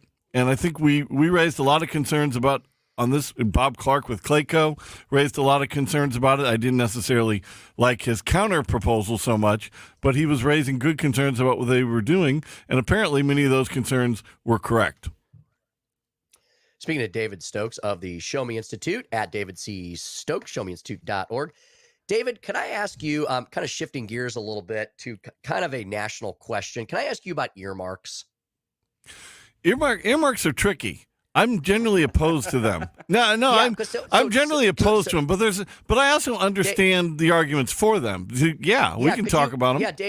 Yeah, Dave, could you, because I agree. I also get a little wrapped around the axle a little bit, because on one hand, I'm thinking, okay, if all of this money is in the federal treasury, why don't we want to support having our legislators bring this money back home? But I understand that a lot of people say, that's just throwing good money after bad, and you're encouraging more pork in the system. So could you kind of discuss those two arguments about earmarks? Well, it's the latter part that's why I'm generally opposed to earmarks. But you're right. And you, Tim, as a former legislator, you know how this works. And here's the thing. If you have, let's say, $10 million in a fund that the federal government is going to spend, usually it's, 50 times that, but let's say it's $10 million. Right now, with no earmarks, you would have a budget. You'd go through a full budget process. The government, various departments would propose their own spending. Perhaps some people on the committee would have a process to do some spending in committee. But yes, the bureaucrats would be determining a lot more of that spending, and elected officials then say yes or no to it with that $10 million. With earmarks, more elected officials, the ones that we put there through our votes, are able to decide on how that $10 million is spent. Congressmen and senators have more say in how that's divvied up. Bureaucrats have less say. So that would be the argument in favor of earmarks, and I've heard many elected officials defend it, and interestingly so, and do it well, and there's good points. But the problem is, as you just said, it's that exact same ability for a legislator to just put in money, to not go through a committee process or to go through a very tangential committee process, to just say, my project wants X, yours wants Y. That's the exact horse trading and vote swapping that builds the pressure to constantly spend more and more and more. And the increase in earmarks absolutely will lead to more total spending and not better spending, because we've seen so much of it. There's just so much bad spending in all these omnibus bills, and I haven't gone through this new $1.7 trillion omnibus bill that's going to be passed in any moment now, if it hasn't already been passed. I'm sure there's lots of terrible spending in it, and there might be some decent spending as well. But earmarks in the end are going to lead to more total spending, and I don't think better spending, and that's why I thought it was a good thing when they were largely banned. That doesn't say that you can't allow them back in some respects, and it certainly doesn't say that as spending bills go through the committee process in Congress, that elected officials shouldn't have substantial input in that. But as Justin Amash, the former Michigan Republican representative, is now a libertarian, he's on social media always now, and this is a concern for everybody, left, right, and center, about how the Senate and the House, nobody allows debate anymore. Nobody allows amendments. It's all just put there by leadership, yes or no, and leadership is controlling everything in Congress right now, and that's a terrible process. And I think you should agree that it's a terrible process, whether you're liberal, conservative, moderate, or whatever. Dave, I know you don't do politics while representing the Show Me Institute, so I wanted you to take that hat off for a second and put on your political hat, because we've known each other for a long time in politics. I want to get your thoughts on the historic appointment today. Governor Parson appointed the first person of color to a statewide office, Vivek Malik. He is of Indian descent. He is an immigration attorney, and he has been appointed as the new Missouri State Treasurer. Your thoughts on that, sir? Well, I'm not familiar with his resume per se. He's the Board of Governors for ASIMO, too. So take what you say. I think it's terrific, and I hope he does a great job. The treasurer is not always the job that gets the most attention. I think the treasurer of this state that did get a lot of attention was Wendell Bailey. Going back to the 80s, he had a gift for just public attention, as it were. So I think the gentleman, I think that's fantastic, and I think it's great for Governor Parson to make that appointment, and great for our state, and I think it's exciting. And we'll see. Here's the Missouri Treasurer's trivia: is that it's the only of the 6 elected positions that has term limits other than governor in the state of Missouri. None of the other 4 do, but that one does. I think that's why Mr. Fitzpatrick wanted to move from state treasurer to state auditor, because he was going to be playing politics. Stop! You're playing politics. I'm answering your question. Okay, I'm just trying to stop you so you don't cross that line. I appreciate it. Dave, before we let you go, I've noticed that at showmeinstitute.org, you all have published your 2023 Missouri Blueprint for the General Assembly. It's a big thing we do every year. We will get out to Jefferson City and distribute it. It's available to all legislators, Democrat, Republican. I don't think we have any third parties in our legislature or independents. I'd love it if we did. It's available to everybody. It's online at showmeinstitute.org. We get hard copies to people if anybody wants them. For the public, activists, taxpayers, whoever wants to check it out, it's about 20 areas we think the legislature should focus on in 2023 to improve freedom and opportunity for all Missourians in areas of school choice and tax policy and economic subsidy reform. And I think of particular interest, we've got a big section this year on some reforms we think need to be made to the Hancock Amendment. Very, very good indeed. All right, Dave, thanks so much for everything this year, Dave. I know Chris and I want to wish you a very Merry Christmas, and we'll look forward to speaking with you again soon. Talk to you next week. Dave. Merry Christmas to both of you. Same to you, Very sir. good. All right, David C. Stokes there, at David C. Stokes on Twitter, showmeinstitute.org. Chris, we got a corner coming up next. Yeah, we do, and I'm going to talk about a Wall Street Journal editorial today on Donald Trump and the January 6th committee, and about the decision to charge him and others. And it may surprise you what the Wall Street Journal had to say. Fascinating indeed. That's one of the other hot topics of the day that we'll get into next in Chris's Corner when we return here on the Tim Jones and Chris Arps show at 1019 94.1. This is News Talk STL. Take a look in the 5 and 10. Listening once again, With candy canes and silver lanes aglow. it's beginning to look a lot like Christmas. Toys in every store. But the prettiest sight to see is the holly that will be on your own front door. From the Michaels Flooring Outlet Traffic Center. Southbound 270, you've got heavy traffic most of the way from 364 down to about Manchester. And then in pockets, 44 down towards 21 is pretty busy. 55 south, it's mainly from the 44 split through the work zone that's slow. 64 west, the heaviest of it, of course, is headed towards Clayton Skinker. And then 364 to I-70, that's an earlier fender bender being the culprit there. 70 west, the heaviest of it is sorting itself out in the work zone at Cave Springs and Route A towards Wentzville. This report sponsored by the Crohn's and Colitis Foundation, and I'm Joe Sonderman from the News Talk STL Traffic Center. The Crohn's and Colitis Foundation has been at the forefront of inflammatory bowel disease research and care for over 50 years. Learn more about research, education, and support at Crohn'sColitisFoundation.org. From the Michaels Flooring Outlet Weather Center. Not too bad today. The high temperature into the lower 40s under sunny skies. At times, we will see some clouds rolling in. Overnight lows tonight, the mid-20s. The high tomorrow, 38 degrees. A dry day, and winter officially begins tomorrow at 3:47 with the winter solstice.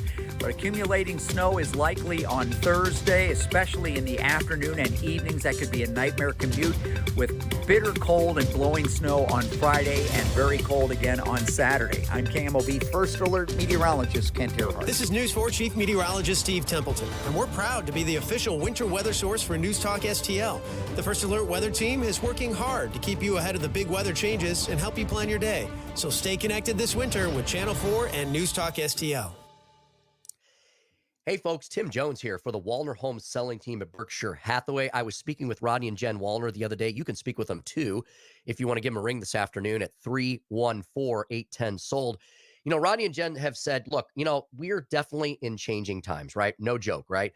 But this is still a great time to sell your home if you're even thinking about selling your home, because homes are still at historically high prices. And look, rates have kind of, you know, they've sort of kind of leveled off, right? And you know what? We don't know what the future will bring. So how about call the experts? Give Ronnie and Jen Wallner a call. They'll tell you everything they know about the current situation, and they'll look into the crystal ball for you as well when you give them a call at 314-810-SOLD. They're going to offer you a flexible commission plan tailored to your family's specific needs. It will not be a cookie cutter model. It'll have a no obligation, no long-term commitment clause in it. If you're not happy and simply want to walk away at any time, you'll be able to do that. I know you'll be very happy with the Wallners, though, when you call them at 314-810-SOLD. They are selling 15 times more homes per year than your typical realtor. They've got so many approved home buyers. They'll guarantee to obtain you an offer when you give Rodney and Jen a call at 314-810-SOLD. They are, of course, a husband and wife team. You get that unique family perspective, two awesome realtors for the price of one. That is priceless indeed when you call the Wallners at 314-810-SOLD. Call the Wallner Home Selling Team today for a free listing consultation. Sell your home with this awesome top producing real estate team. Rodney and Jen Wallner, 314-810-SOLD. That's 314-810-SOLD. The team that brought conservative talk radio to St. Louis is back.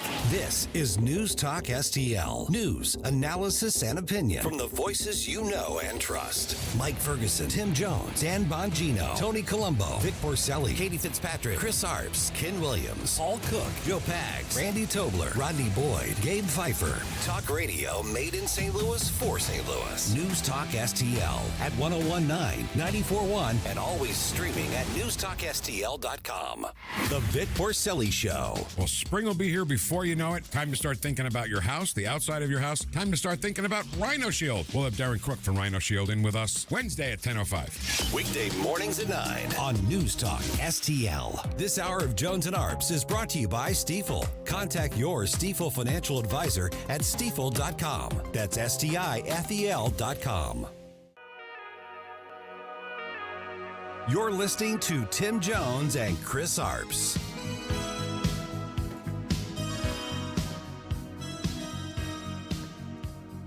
And welcome back to the Tim Jones and Chris Arps show here on Tuesday, December 20th, 2022, 4:48 in the PM Central Standard Time. As Stell pointed out at the beginning of the show, tomorrow is the official begin of winter. It's also the shortest day of the year, which means we start adding a minute every year, and we get some of that precious daylight back, Chris, which I know you are so happy about. Bring on the vitamin D.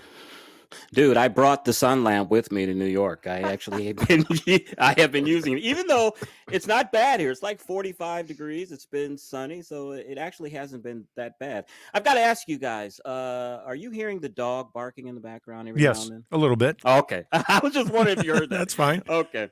I'll tell you. What kind of dog you got? What kind of dog you got? That's where I there, was Chris? going, man.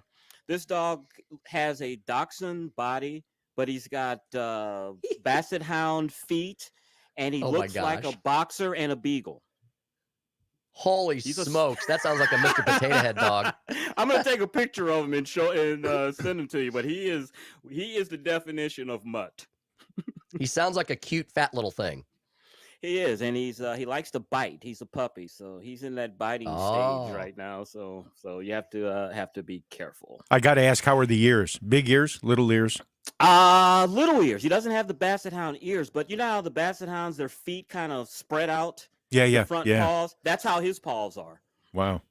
And he's got bloodshot eyes like a basset hound a little bit. Not really bad, but or maybe he got a hold of something. Maybe got a hold of an edible or something. And he's got bloodshot eyes. I don't know, but we're devolving into chaos here. Let's get into Chris's corner. Chris.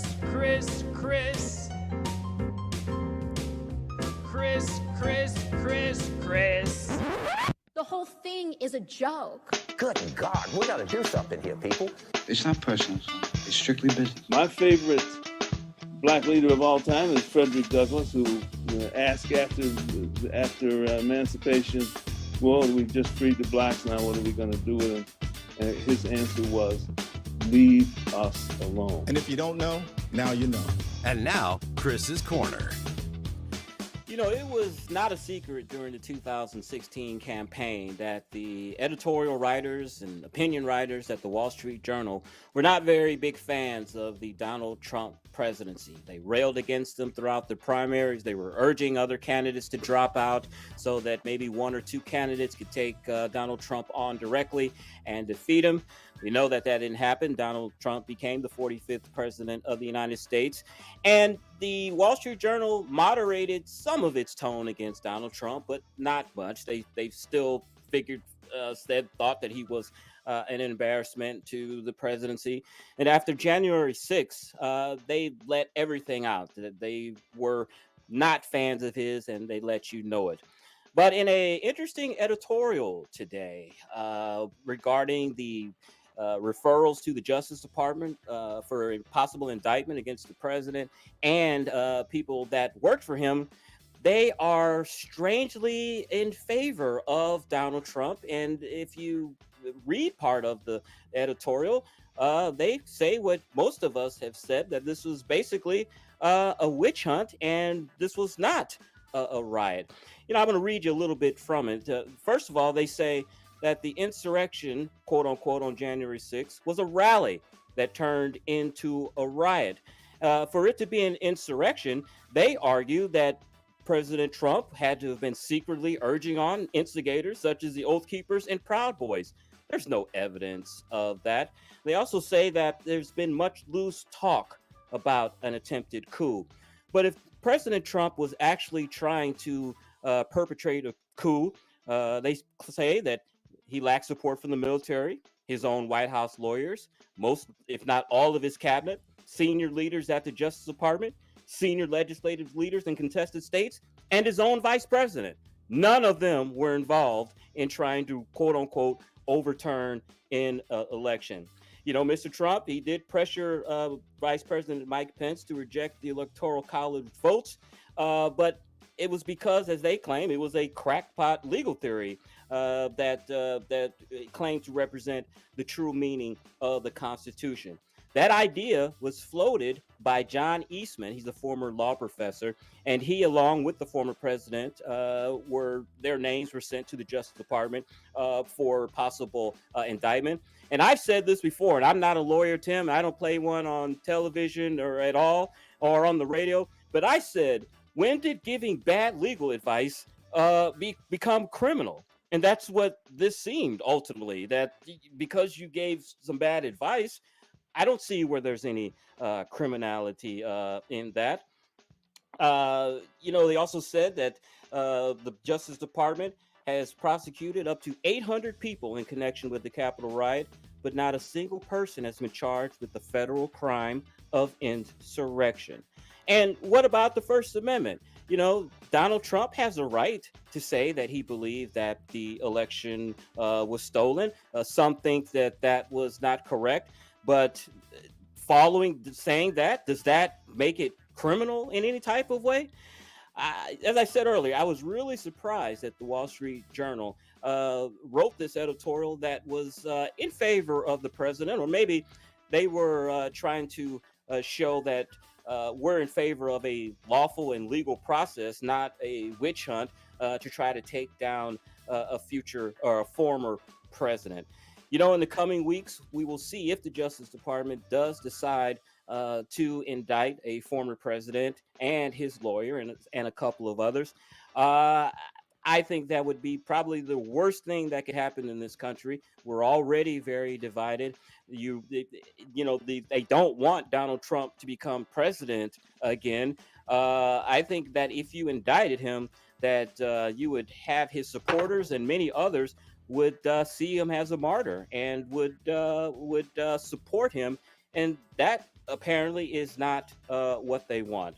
You know, after the January 6th committee did their referral, the president, Donald Trump, put out a statement about this on Truth Social, and he said, quote, "These folks don't get it, that when they come after me, people who love freedom rally around me. It strengthens me. What doesn't kill me makes me stronger. Americans know that I pushed for 20,000 troops to prevent violence on January 6th, and that I went on television and told everyone to go home." That's true, but the mainstream media and what we heard in the January 6th hearings, we did not hear any of that at all. So go ahead, liberals, indict the president. Do this, do this if you think this is the right thing to do. But I think it's going to have a boomerang effect, and you're going to just buoy the former president and possibly make a straight path for him to the 2024 nomination. And that, Tim and Stell, is Chris's Corner. Yeah, Chris, I saw that editorial. I'm really glad you talked about that today. I was also pleasantly surprised. Were you Chris, shocked? There's another one. Yeah, there's another one that surprised me as well. Although when I saw the author, I wasn't as surprised. National Review, Chris, basically did a defense of the president as well. And, you know, National Review and Wall Street Journal, you know, they've given Donald Trump credit for some of his policy positions, but they've, like you mentioned, they have not been shy about attacking him for what they believe is his personality flaws. But Andrew McCarthy, Chris, wrote a similar story today. The January 6th committee's final act, pointless criminal referrals of Trump. And Andrew McCarthy is not a Trump sycophant at all. And so, Chris, I think you made an excellent point there. And, you know, look, it's been a man in search of a crime for what, 6 years now? And they're always going to get Donald Trump tomorrow, aren't they, Chris? Just wait a minute. They're going to get him. And I tell you, the long-term consequences of what they're doing, they're voting tomorrow on releasing his tax returns. And they're in a big hurry to do this because, Republicans are going to take over the House next month. So they want to get his tax returns out. But Republicans have warned, be careful with using tax returns as a political weapon because it could come back around and bite you. Yeah, I could not agree more. Yeah, folks, I would highly encourage you to read that Wall Street Journal editorial that Chris just pointed out and the National Review piece by Andrew McCarthy, because these are pieces written by actual journalists who put their biases about the person aside. And as Chris just talked about, discuss the long-ranging consequences of actions like this. What the January 6th committee is doing is really dangerous to our ongoing representative democracy. It really is. It's really and it's dangerous because it has the veneer of bipartisanship with Cheney. Exactly. When all it really was a kangaroo court. All right, Chris, we're going to take a break here. We have the news from Town Hall right here at 5 o'clock. When we come back, the Speaker's stump speech and Phil Kerpen of American Commitment next on the Tim Jones and Chris Arps Show at 101.9 94.1 News Talk STL. Welcome home to St. Louis's new choice for conservative talk. I feel like it's a slap in the face, all of it. Just this entire administration. We choose truth over facts. News, analysis, and opinion. Where's the news media? Their non-coverage of Elon Musk's Twitter file. The Respect for Marriage Act. Signed into law. An historic day. The Federal Reserve keep with its aggressive interest rate hikes. Will we have a government shutdown? We don't even have an overall agreement. We're running out of time. 101.9 and 94.1 News Talk STL. What if everything you thought and believed to be true about owning and buying your home turned out to be wrong? Straightforward, objective advice on the right way to make the most out of every dollar you put into your home. We're the only country that has one of those. Most other countries, considering like Canada, the UK, they don't have long-term fixed-rate mortgages like that. They're all variable-rate mortgages. HomeWise with Michael Midget, Sunday mornings at 9 on News Talk STL. KLGY HD3 Clayton, K270BW Bellefonte, KNBS Bowling Green. This is News Talk STL at 101.9, 94.1, and always streaming at newstalkstl.com. News this hour from townhall.com. I'm Keith Peters reporting. Ukrainian President Volodymyr Zelensky has held a minute's silence in tribute to Ukraine's fallen troops as he visited an eastern seat that's the focus of some of the most intense fighting of Russia's war. Correspondent Charles de Ledesma reports. Zelensky holds a minute's silence in tribute to Ukraine's fallen troops as he visited Bakhmut, an eastern city that's been the focus of some of the most intense fighting of Russia's war. It's not clear how Zelensky got to Bakhmut, but his unannounced trip to the combat zone appears designed to shore up the morale of Ukrainians and to dishearten the Russians trying to encircle the city. The president saluted the courage and resilience shown by the people in the area, saying, "You know that you inspire our entire society." I'm Charles de Ledesma. There's a battle of words brewing between one of the world's leading capitalists and one of Washington, D.C.'s most leftist lawmakers. Bob Agnew reports. Twitter CEO Elon Musk tweeted the U.S. has been, in his words, definitely harmed by having Elizabeth Warren in the Senate. It comes after Warren began raising questions about Musk's takeover of Twitter and whether financing it had a detrimental impact on Tesla. In a letter, Warren questions whether Tesla's board is failing in its duty to protect shareholders against possible conflict of interest and misappropriation of corporate assets. Bob Agnew reporting. The Democratic-controlled House Ways and Means Committee met Tuesday to vote on whether to publicly release years of Donald Trump's tax returns, which the former president has long tried to shield. Committee Chairman Richard Neal of Massachusetts has kept a close hold on the actions of the panel, which plan to vote on the release in a closed session that could span several hours. On Wall Street, the Dow up by 92 points, the NASDAQ up a point, the S&P advanced 4. More at townhall.com. Factor pain relief that's natural, pain relief that works, and pain relief that attacks the source of the pain. That's the experience of tens of thousands of Americans who are taking Relief Factor right now. See their incredible video endorsements at relieffactor.com and then order your 3-week quick starter pack for just $19.95. That's less than $1 a day. Find out if it can work for you like it works for me by ordering your 3-week quick starter pack today. relieffactor.com, relieffactor.com. Be the next success story. Hi, my name name's Adam Barada. I'm the owner of Advantage Gold, the highest rated precious metals firm in the country. Now, we've won the Best of TrustLink Award 4 years in a row because we educate our clients on how to buy gold and silver the right way. We don't pay celebrity spokespeople millions of dollars. We'd rather pass that value on to you. Call 800-900-8000 and speak with one of our experts. We'll send you a free gold kit along with my latest national best-selling book, The Great Devaluation. Call 800-900-8000. Call 800-900-8000. Here's the Wall Street Business Report. From the Michaels Flooring Outlet Traffic Center. 64 westbound tonight, slow boiled McCausland. That's about a 7-minute delay. 364 to I-70, add 18 minutes to your commute. That's due to an earlier crash. 364 eastbound to Guttermuth, we've got a crash blocking the left lane. 55 south, 44 westbound to Gasconade, add 7 minutes. On 270 southbound, add 14. Page to Manchester. 70 west, add a couple of extra minutes, Route A to Route Z. This report sponsored by Compassion International, and I'm Joe Sonderman from the News Talk STL Traffic Center. We've all felt the impact of rising food prices. For families in poverty, they're facing malnutrition and even death. You can feed a family for a month with your $50 donation to Compassion International. Just text the word radio to 97646. From the Michaels Flooring Outlet Weather Center. Not too bad today. The high temperature into the lower 40s under sunny skies at times. We will see some clouds rolling in. Overnight lows tonight in the mid-20s. The high tomorrow 38 degrees. A dry day, and winter officially begins tomorrow at 3:47 with the winter solstice. But accumulating snow is likely on Thursday, especially in the afternoon and evenings. That could be a nightmare commute with bitter cold and blowing snow on Friday and very cold again on Saturday. I'm KMOV First Alert meteorologist Ken Gerhardt. Tony Colombo here for our family dentist, Dr. Matt Boscia at New Creation Dental Care, a one-stop solution for all your family's dental needs, and I really mean all your dental needs. Dr. Boscia focuses on utilizing the latest technology to pass along the benefits and huge number of services to his patients, which saves you time, money, and reduces discomfort in many cases.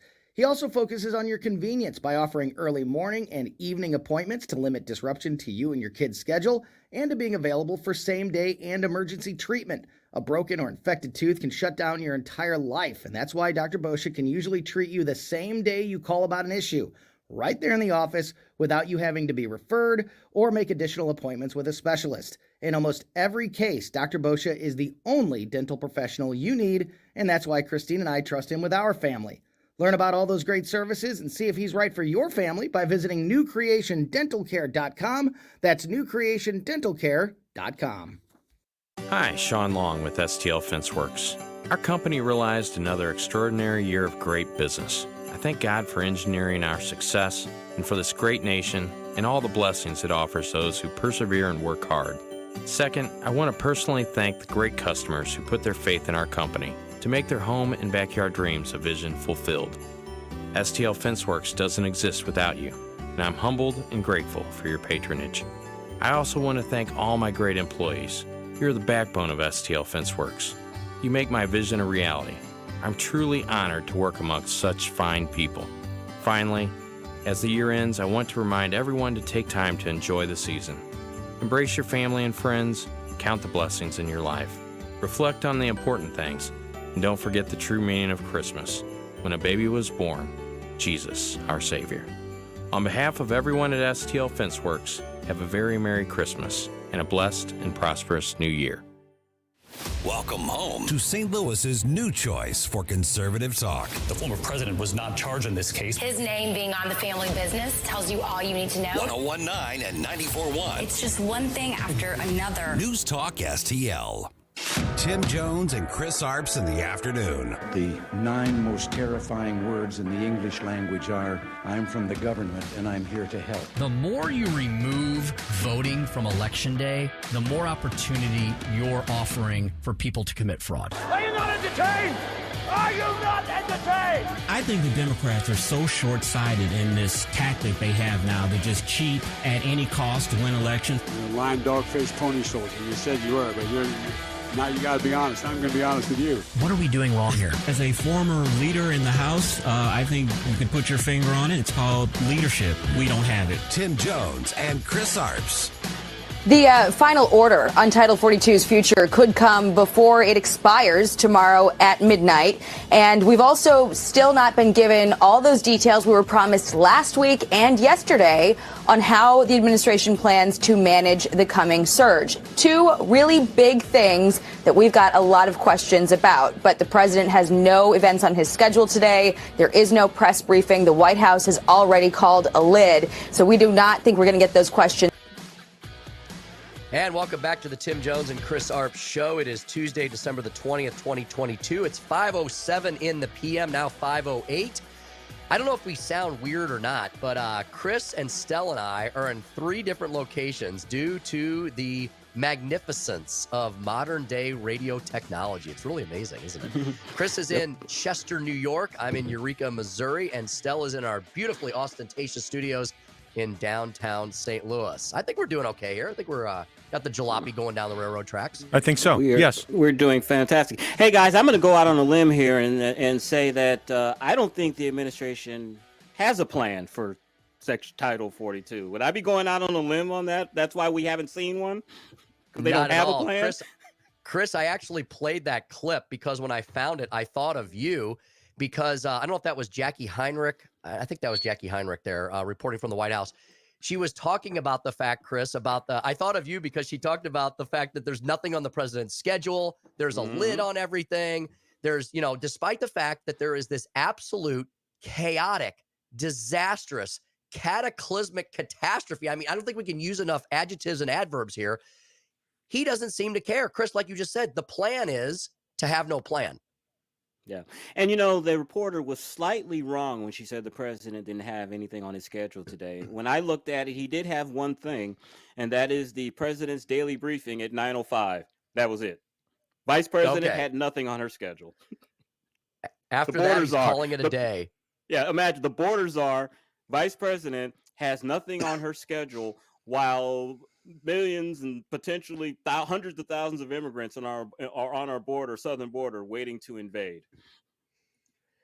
Unbelievable. I heard that crazy Kamala Harris, our vice president, who like Chris mentioned, you can hardly find these days.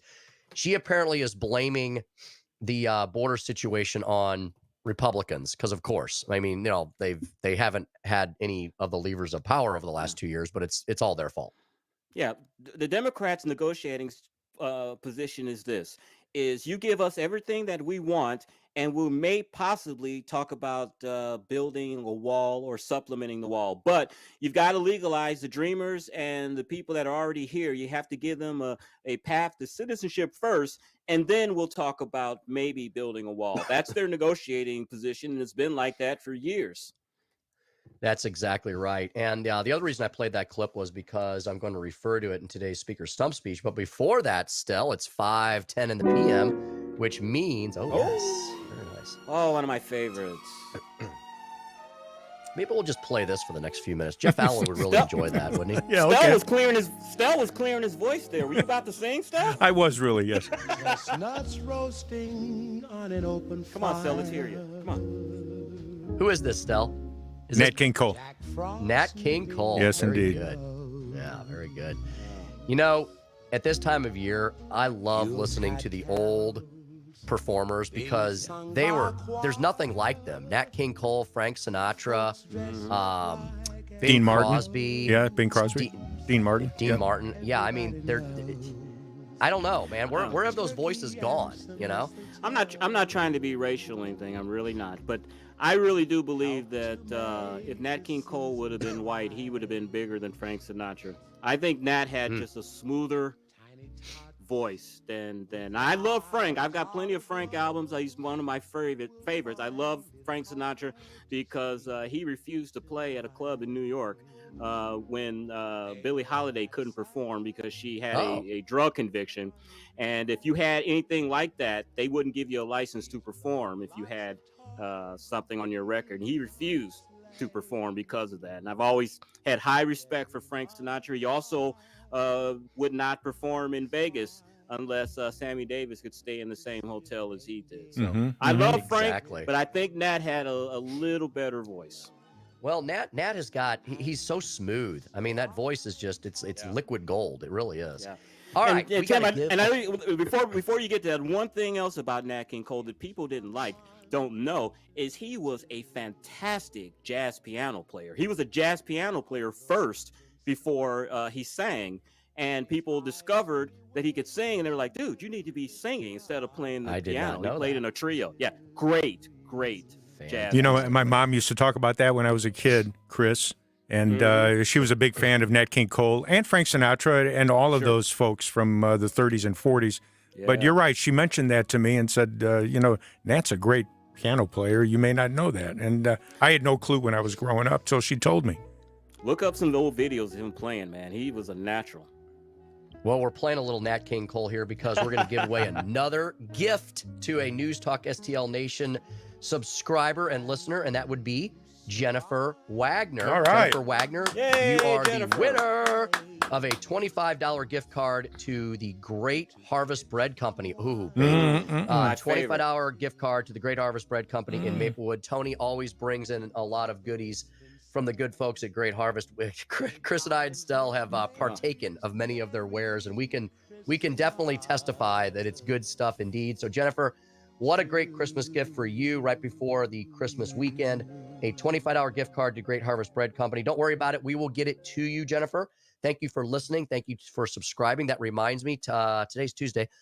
Tomorrow, the newsletter comes out. Katie will be back in the beginning of the new year, but she's been working at home a bit, and she's been sending out that Wednesday newsletter over the last several weeks. You can go to our station page, newstalkstl.com. You can register to win. I think we have 1 day left. So I think tomorrow is the last day. Go there, register, subscribe to our newsletter. I want to give a big shout out. We haven't done this in a while. My bad. I noticed a lot of people are listening to us and watching us on Facebook today. Go to Facebook and type in News Talk STL and subscribe to our page. Chris, we're at over 4,000 followers on Facebook, and the station is not even 2 years old. I think that's just this side of remarkable. It's amazing. That is phenomenal. And I hear rumors that Katie actually does the newsletter with Maeve or Bob. I can't ever get it right, with the baby on her lap. I don't know if that's true or not. I wonder if Maeve is some content already. Yes, she may be.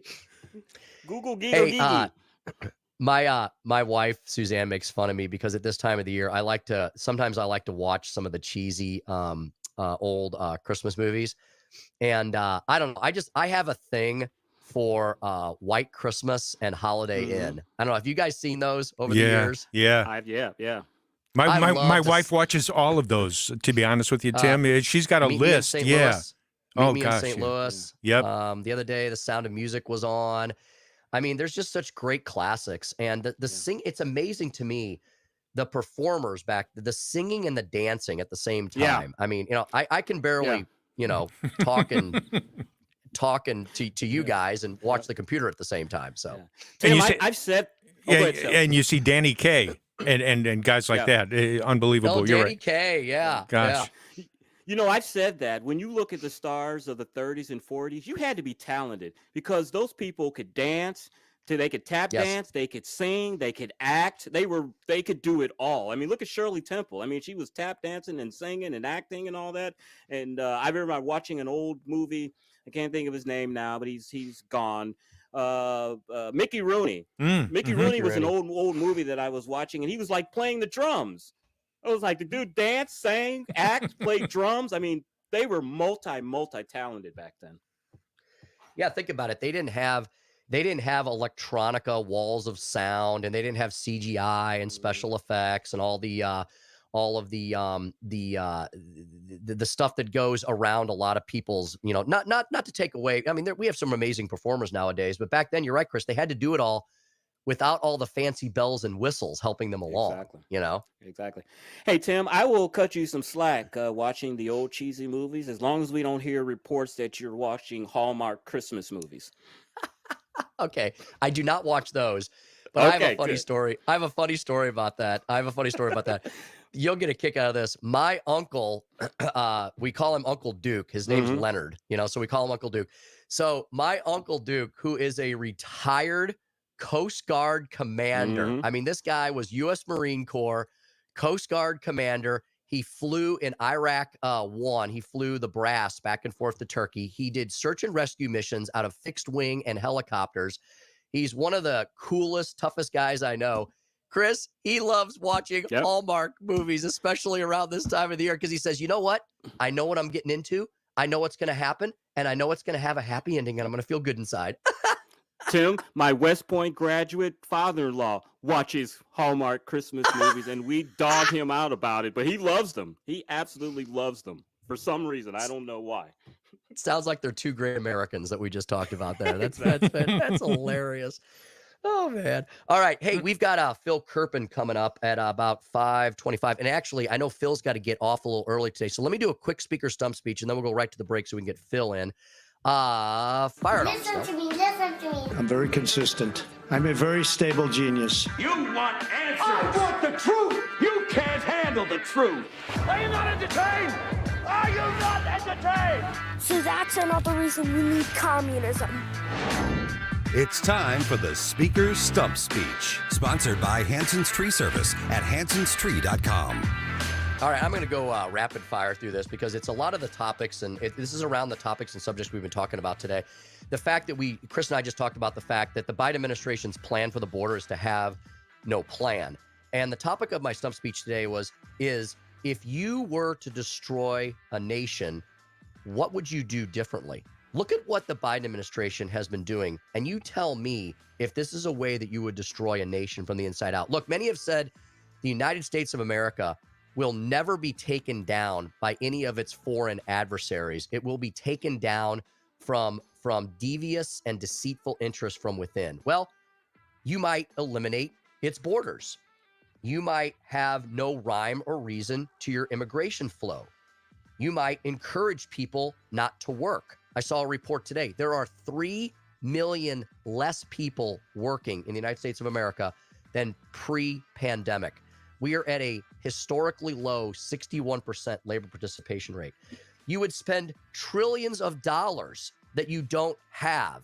You would basically print it or you would borrow it from your enemies abroad. You would cause endless pain to the working class. Saw a report today, 40% of Americans are going to either dramatically cut back or not exchange gifts around the Christmas tree this year. How sad is that? You would censor Americans. You would suppress information.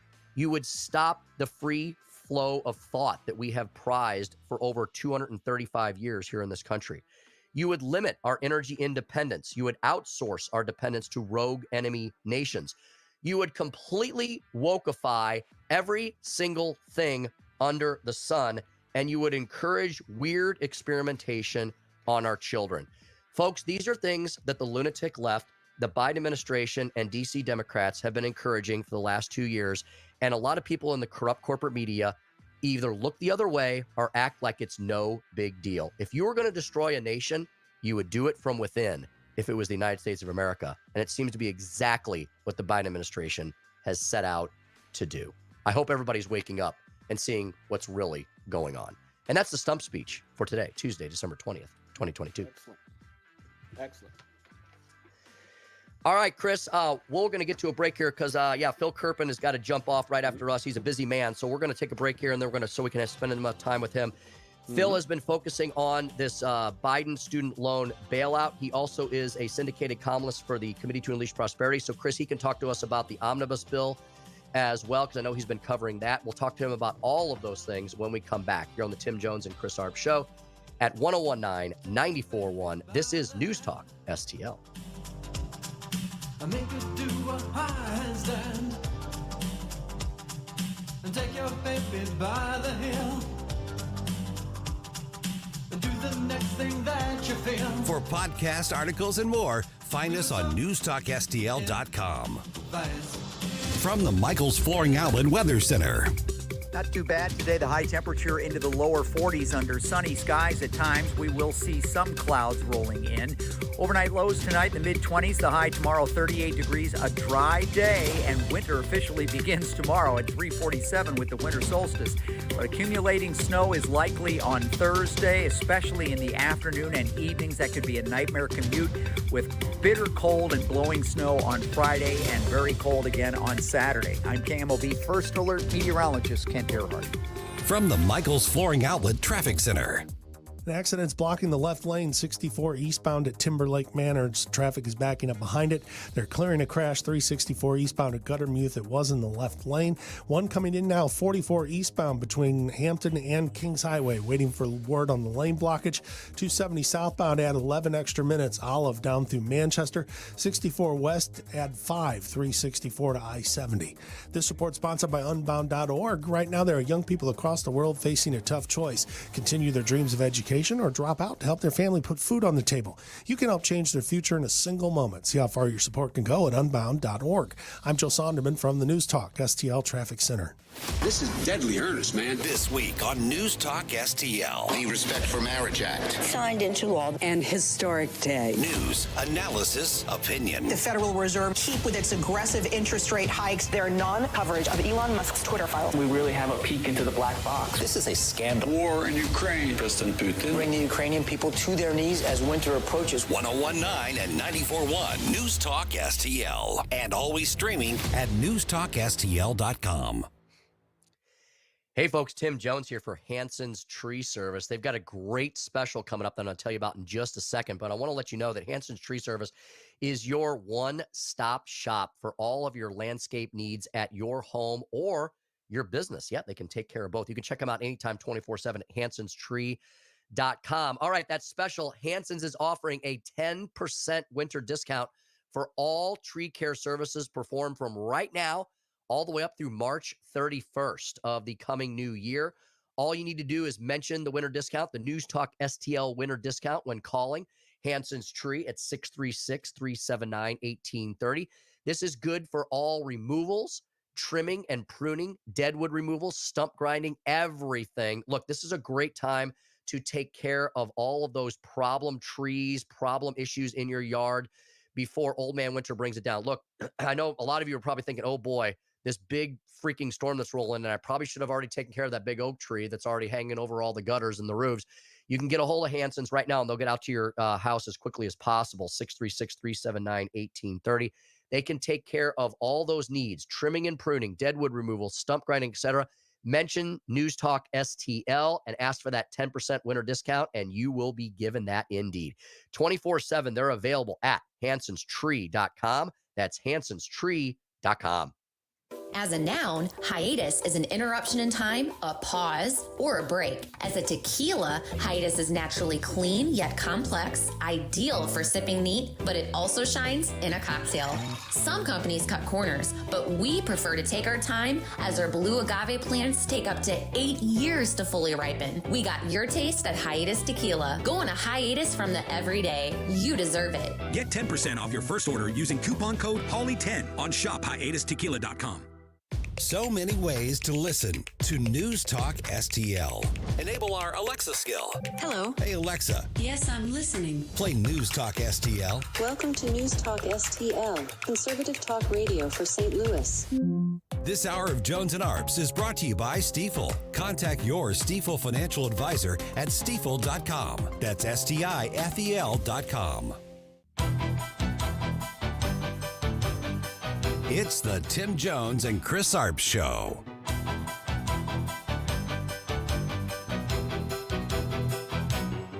It's nice that some people, idolize me and put me up on a pedestal, but I don't get impressed by that. I never have. Well, then you wonder why he mentioned something like that in the first place, right, Chris? Chris, I know some people idolize me, but, I don't want to talk about that. There you go. Your favorite, Dr. Tony Fauci. Yeah, and if you believe that, I've got some beachfront property where you just were at in Jackson Hole, Wyoming. I'd love to sell you. This guy was, I bet you he's got a scrapbook with all the clippings and videotapes of him being taken from obscurity to being on TV every single day. I don't believe that. And I tell you what really makes me not believe it is I remember when his popularity was kind of waning a few months ago, he ended up being on some podcast which probably has about 20 viewers. So shows me he was missing the spotlight. No kidding. Let's bring in our next guest, who I know is a huge fan of Dr. Tony Fauci. Phil Kerpen, the president of American Commitment, also syndicated columnist with one of our favorite websites and newsletters, the Committee to Unleash Prosperity, joining us now. Phil, good afternoon. Welcome back to the Tim Jones and Chris Arps Show. Hey, guys, great to be with you. Have you guys ever seen the picture of his office at the NIH? I think I've seen it in some backdrops. Phil, describe that for our listeners. He's got it plastered with pictures of himself. There are like 300 pictures of Tony Fauci on the walls and on the desks of his office, in frames and in with plaque. It's one of the most. He's got a shrine to himself in his office.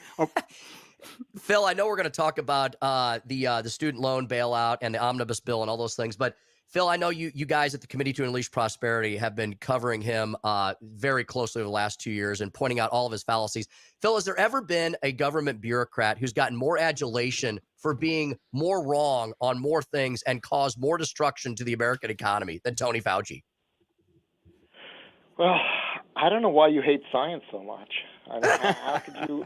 How could you say such a thing about the man who is science, the embodiment of science himself? No, he's been wrong about everything his entire career. I mean, this is the guy who completely botched the response to AIDS, said it was going to be, spreading in households and all this kind of stuff. He said it's going to be a massive heterosexual epidemic. All this stuff he said, none of it happened. Somehow he keeps his job because the guy's like the greatest political operator. You know what I'll tell you? He's very bad at doing health policy, but he's incredibly good at maintaining himself in power. You got to give him some credit for that, because somehow he outlasts every single president. He's been through like 6 presidents. The guy's, And by the way, he's finally leaving. Do you know who they're giving his job to? His deputy. Who's that? Oh boy, a guy named Hugh Auchincloss, whose son was handed Barney Frank's congressional seat. So his son is in Congress. And this was the guy who, the day that all the news was breaking about how it probably leaked from a lab, this was the guy Fauci emailed, and he said, "Call me. I have specific tasks you must do today." I mean, I don't know if you guys have read through all those emails. I have. This is the guy. This was his, hatchet man, his right-hand man. And so, if anyone had any thought that something was going to change at NIH, not with his deputy taking over. Phil, it seems like President Biden's student loan program has more lives than a cat. Even Nancy Pelosi has said that it's unconstitutional, that this is Congress's purview. Why won't this thing die? Well, thanks to the leadership of your soon-to-be senator, we've got this thing at the Supreme Court. They're going to hear oral argument on February 28th. And, that's like lightning speed for the court system. As much as he announced this thing in August, to have it at the Supreme Court in February that's like record speed. Even though it seems like a long time to normal people, for the court system, that's very fast. And, they could decide any time, but most likely they will release the decision at the end of their term in June. And I'm pretty confident that they're going to strike this thing down. I don't think they would have taken the case otherwise. If they wanted to lift the stay and let Biden press the button and send all that money out, they didn't have to take the case to do that. They could have just lifted the stay. That's what the Biden administration had asked them to do. They could have just done that as an emergency action and left it alone. I think the fact that they're taking the case means they're almost certainly going to strike it down. I mean, judges let me down from time to time, so I don't want to be too overconfident. But I think that the states have a very, very strong case. And in fact, the case is likely to turn on this question of whether the state of Missouri can sue on behalf of its own higher education loan authority, the Missouri Higher Education Loan Authority, MOHELA. And the government is basically saying, this is a totally private company. This is not part of the state government. The attorney general can't sue. But then you kind of look at the state's brief, and it's like, this was created by statute. It serves a fundamentally public purpose of financing higher education. Its board of directors is appointed by the governor and confirmed by the Senate. The statute that created it says that it's an instrumentality of the state government and houses it within the State Department of Education. It funds the Lewis and Clark Scholarship Program. I think the government is not going to win, that the state can't sue on behalf of its own higher education loan authority. And that means they'll reach the merits, and on the merits, the Biden administration has an incredibly weak case. They're basically saying they can grab a 20-year-old law off the shelf, twist its meaning to, from something that was designed for the Secretary of Education to modify loans, in a terrorist attack, for first responders, essentially, to, hey, everyone's been hurt by COVID, so we're just going to do blanket loan forgiveness, based on income qualifications we make up out of thin air and just, spend $400 billion without a vote of Congress. This is the same Supreme Court that 6 months ago said that the EPA couldn't do greenhouse gas regulation because Congress didn't specifically tell them to. So I can't see them going for something like this. I'm pretty optimistic that this is going to be stopped. Now, all of that said, let's say they stop it. Does anyone really think that Biden's going to end the pause and start up payments after if he loses? I don't think so. So they're probably going to extend the moratorium on payments through the whole presidential term. And, not to be a party pooper, but, that costs almost as much as forgiving the loans. The cost of that's going to run up near $300 billion. So it's a bad situation. All of this stems from government taking over student lending, which happened in 2010. It was one of the pay-fors for Obamacare, and, it was a joke. I mean, they basically said, well, the banks make too much money on the interest on these student loans. We're going to make all this money for taxpayers and help to pay for Obamacare that way. And within 2 years of when they passed that, it was losing money instead of making money. And now, of course, they want to intentionally lose $500 billion by just writing off loans or suspending payments indefinitely. So it's a mess. I hope that the new Congress will actually do something on this issue, force payments to start moving again, maybe do something to reform bankruptcy for the people who really are in a tight spot. But I'll tell you, the one must-have, if they ever actually do legislate on this, the one must-have, to my mind, is you got to put colleges and universities on the hook if there is bad debt, if there are bad loans. They've got to have their incentives aligned, not just to rack up massive bills that end up getting stuck on taxpayers. But I do think that this specific $500 billion, $10,000 to $20,000 gift that the Biden administration tried to do, I do think it's going to be struck down, and it's going to be, even though there's 6 states on the lawsuit and it's actually styled as Nebraska versus Biden, it really is the participation of Missouri in that suit that's the key to it working. Speaking to Phil Kerpen, president of American Commitment, and also with the Committee to Unleash Prosperity. Phil, I caught a piece of your good friend Larry Kudlow this afternoon talking about the omnibus bill that is kind of stumbling through these last few days of Congress. And Larry's argument was, what in the world are Senate Republicans doing? They're snatching defeat from the jaws of victory. Mitch McConnell is. Why don't they just wait until House Republicans take back power? Because, why would Republicans want to vote for $100 billion corporate tax increase and all the other goodies and giveaways that is crammed full of this, multi-trillion-dollar spending bill? What say you about that? Well, the pork that you and I find offensive and that we think is outrageous is actually the reason that they're going to pass it. Remember that most of this pork is actually Republican pork. The way they wrote this bill, it's a $1.7 trillion spending bill, okay? It's got $16 billion of pork in it. So pork is only 0.1% of the bill, although, there's a lot of other outrageous and offensive stuff in there. If you've been watching Twitter, people are posting, screenshots of all kinds of crazy stuff in there. But it's the 0.1% of the spending that goes to, old-fashioned pork barrel earmarks that's driving the Republican support for this.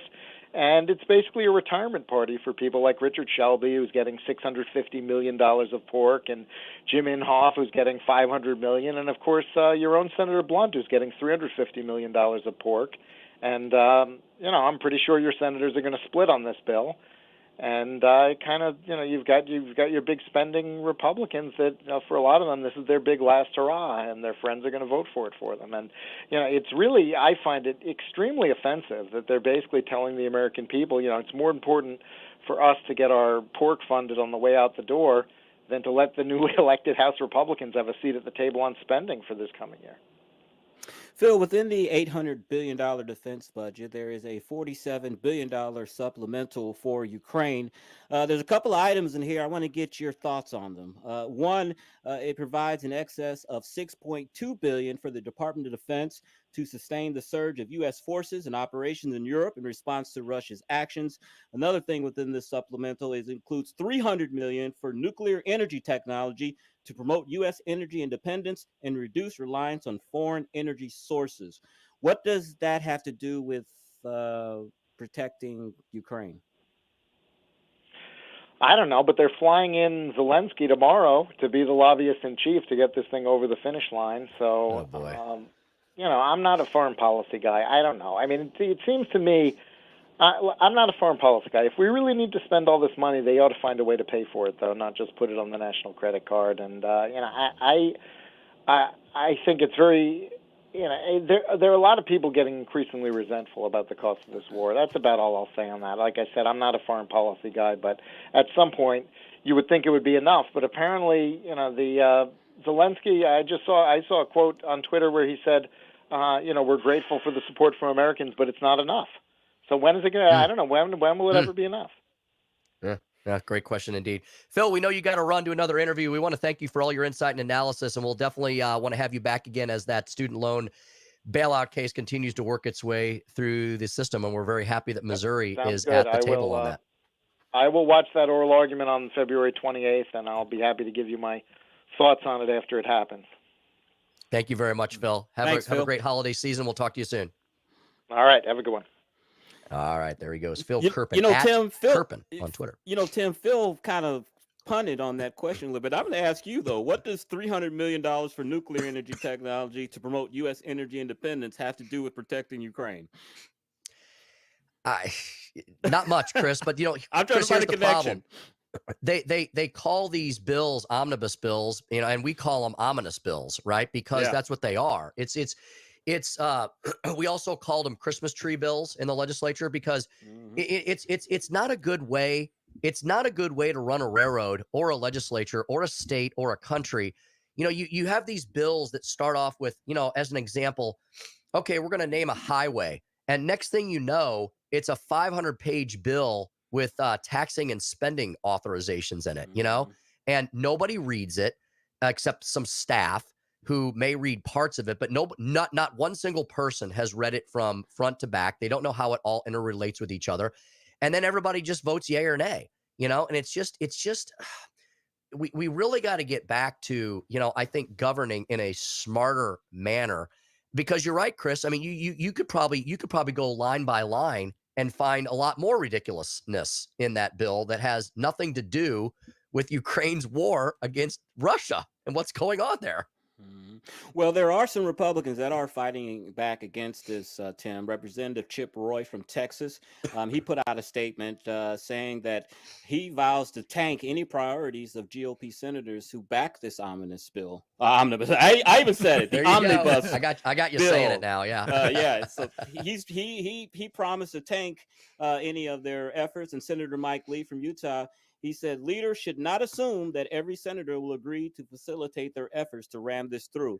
The government runs out of money on Friday, and they need to have unanimous consent where everyone agrees with this to pass this, pertaining to what you were saying, where you don't read it and all that. If they can get unanimous consent, it passes. Mike Lee is threatening not to give that.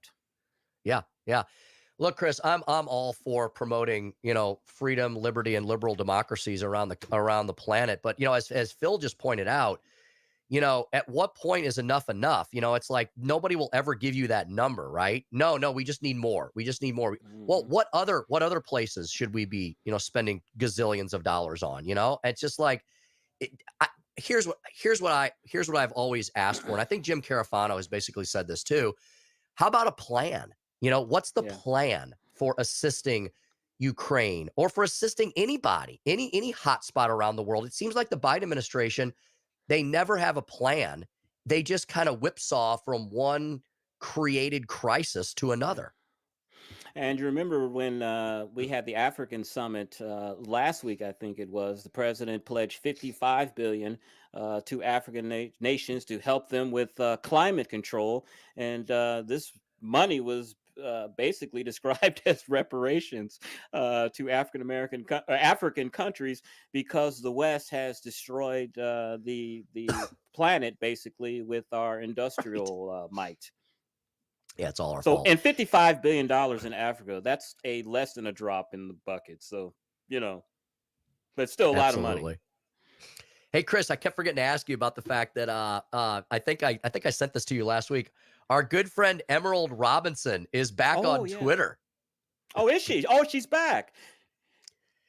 Yeah, she's now the host of Absolute with E on frankspeech.com. We're going to have to maybe get her back on and find out what she's been up to over the last few months. I would like to. I used to enjoy seeing her on Newsmax. She's a very attractive woman to look at 5 o'clock in the morning. I missed her, and she was a good reporter too. Mm-hmm. Hey, and speaking of Newsmax, guys, I will be on Newsmax in the morning at 5:30, 6, and 7. Actually, in the New York studio. So I'm really looking forward to that. Oh, that's cool. That's awesome. Mm-hmm. That's fantastic. All right. So tomorrow morning, huh? Wednesday morning? Tomorrow morning and Friday. Oh, Wednesday and Friday. Chris Wednesday will be on and Friday. Newsmax They figure since I'm TV. here, they'll put me on twice. Yeah, very good. 5:30, 6, and 7. Excellent. All right. It is, as I cough, it is 5:42 in the PM. Let's see. We will take a short break here, and then when we come back, we'll see if there's anything we may have missed for this hour. And we're happy to talk to you as well. 314-912-1019, 314-912-1019. Chris Stell and I back un momento on the Tim Jones and Chris Arps show here at 1019 94.1 News Talk STL.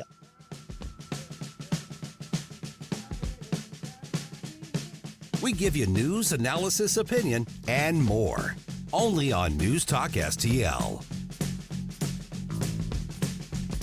From the Michaels Flooring Outlet Traffic Center. An accident's blocking the left lane, 64 eastbound at Timberlake Manor. Traffic is backing up behind it. They're clearing a crash, 364 eastbound at Guttermuth. It was in the left lane. One coming in now, 44 eastbound between Hampton and Kings Highway, waiting for word on the lane blockage. 270 southbound, add 11 extra minutes. Olive down through Manchester. 64 west, add 5, 364 to I-70. This report sponsored by Unbound.org. Right now, there are young people across the world facing a tough choice. Continue their dreams of education or drop out to help their family put food on the table. You can help change their future in a single moment. See how far your support can go at Unbound.org. I'm Joe Sonderman from the News Talk STL Traffic Center. From the Michaels Flooring Outlet Weather Center. Not too bad today. The high temperature into the lower 40s under sunny skies at times. We will see some clouds rolling in.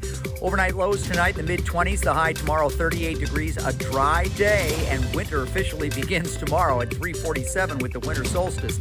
But accumulating snow is likely on Thursday, especially in the afternoon and evenings. That could be a nightmare commute with bitter cold and blowing snow on Friday and very cold again on Saturday. I'm KMOV First Alert meteorologist Kent Earhart. News, analysis, opinion. USA, USA! That's a big game, man! President Xi is really losing control. People in China didn't ask me about people mowing each other down in a mall. This is News Talk STL. It is their responsibility. Hate is a metastasizing agent. We're all keeping a close eye on this. Illegal immigration is crazy right now. This United States is not being overrun. News Talk STL. It is a crisis at the border without question. At NewsTalkSTL.com.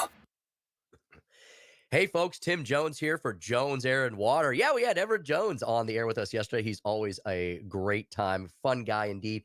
I want you to check out Jones Air and Water. They got a lot of specials right now. For News Talk STL Nation listeners, $250 off the HTO system. What the heck is that? It's the system you need in your home for clean, pure water throughout the winter months and beyond. It's the Hydratech HTO. It will it'll soften the hardness of your water. It'll improve the taste and remove that nasty odor for all of our homes that are on chlorinated, hard municipal water. That's so many of us here in the St. Louis metro and beyond. It's a one-of-a-kind combo system that offers the same high-quality product of having a separate softener and carbon filtration unit in one space-saving design. I've seen it. It's fantastic. Lower upfront costs, lower annual costs as well. You know, it delivers to you that same, you'll hear me talk about the reverse osmosis system that we have in our Jones home and also here at News Talk STL in our studio. It's fantastic water. You need to drink lots of water throughout the winter months as well as the summer months. As Everett says, you can be a filter or buy a filter. You get those Jones Air and Water filters and they take out all the gunk so you're not filtering it out with your body. Jones Air and Water specializes in air and water treatment products and services to enhance easy living in your home. Right now, $250 off the Hydratech HTO system when you give Everett a call at 636-899-1040. That's 636-899-1040, 24/7 at joneswater.com. That's joneswater.com. Since 2007, the state of Missouri and local governments have handed out almost $5 billion in tax subsidies or abatements to private developers. That money could have gone to basic services like schools and public safety. And studies show these subsidies don't produce the promised jobs and growth. If developers want to build a sports stadium or shopping mall, why should they be given our tax dollars to do it? It's time to reform economic development subsidies. The Show Me message has been brought to you by Show Me Institute and Show Me Opportunity. Hey, it's Tony, and as 2022 winds down, the whole team here at News Talk STL is so thankful for the growth we've seen since starting the station just a year and a half ago, and we especially love the great local businesses like TJ's Pizza, New Creation Dental Care, and Bluff City Outdoors that have all become a part of our family of advertising partners. If your business is interested in becoming part of the News Talk STL family, simply send an email to info@newstalkstl.com. Thanks for listening, and Merry Christmas from your friends at News Talk STL. Mike Ferguson in the morning. From the fallout to the January 6th committee debacle to bracing for that Arctic weather coming to St. Louis, we're keeping you updated on Wednesday's show. Morning starting at 5:30 on News Talk STL. This hour of Jones and Arps is brought to you by Stifel. Contact your Stifel financial advisor at stifel.com. That's STIFEL.com. I'll have a blue Christmas without you. You're listening to Tim Jones and Chris Arps. So blue, just thinking about you. The latest Twitter files show that the intelligence community was actively involved in discrediting the Hunter Biden laptop story. Does it bother the president and those at the White House that a government agency like the FBI was involved in suppressing a legitimate news story? Again, I'm just going to refer you to the FBI. I'm not going to comment from here about that. Yeah, we're not going to talk about that, are we? Hey, Stell, is this Elvis singing Blue Christmas? It is, yes. It's so funny that you just played that, Stell, because as you were playing that, a little email popped up here. Today in history, this is weird synchronicity. Today in history, Elvis Presley was drafted in 1957. Oh, my. How about them apples? Oh, my. That is a little synchronicity there. 1957, did you say? 1957. Boy. Elvis Presley was drafted. That was way before my time, maybe before your time too, Stell. I would imagine that was probably a pretty big deal that a superstar like Elvis Presley was drafted into the U.S. Army, right? Yes, indeed. And I was 5 years old, by the way. But yeah, I honestly don't remember it. But yeah, you're right. It was a big deal at that time when someone going all the way back through World War II, when you think of all the ball players who were either drafted or volunteered to serve in the armed forces, it was a big deal. You're right. And probably the only thing really equivalent to that is he wasn't drafted, but former Arizona Cardinal Pat Tillman, who unfortunately lost his life had a great football career, was making all kinds of money, was a Pro Bowl player. And after 9/11, he decided that his country needed him more and gave all that up, and ultimately gave the ultimate sacrifice for his country. Yeah, Chris, what an amazing story the Pat Tillman story is. I mean, it's really remarkable. Every once in a while, like around the Super Bowl or playoff times, when they do the 12 hours of special interest coverage, they'll bring that story up and they'll talk about it. So I'm glad they keep his memory alive. Yeah. And that just amazes me too. I mean, I'm as patriotic as the next person, I think, but that always amazes me when you see people, especially after 9/11 or something happens to our country, that they get super motivated. They want to join up and they want to go fight. And I've always admired people that do that. And we saw that a lot, or we saw that during World War II after Pearl Harbor. I mean, people were going down there that were 15, 16 years old to the election board trying to sign up, and they weren't old enough and were lying about their age in some cases. Yeah, it's the ultimate in selfless sacrifice. It really is. It really is. Chris, that little clip we played on the way in, boy, Corinne Jean-Pierre doesn't want to talk about the FBI and Twitter, does she? Not at all.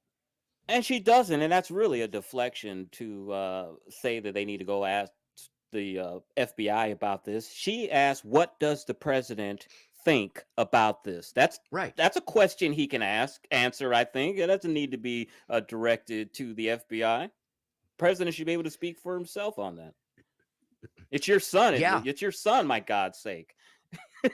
Yeah, I mean, this would be something that, if the shoe was on the other foot, there would be calls for all kinds of hearings and impeachments and everything else under the sun.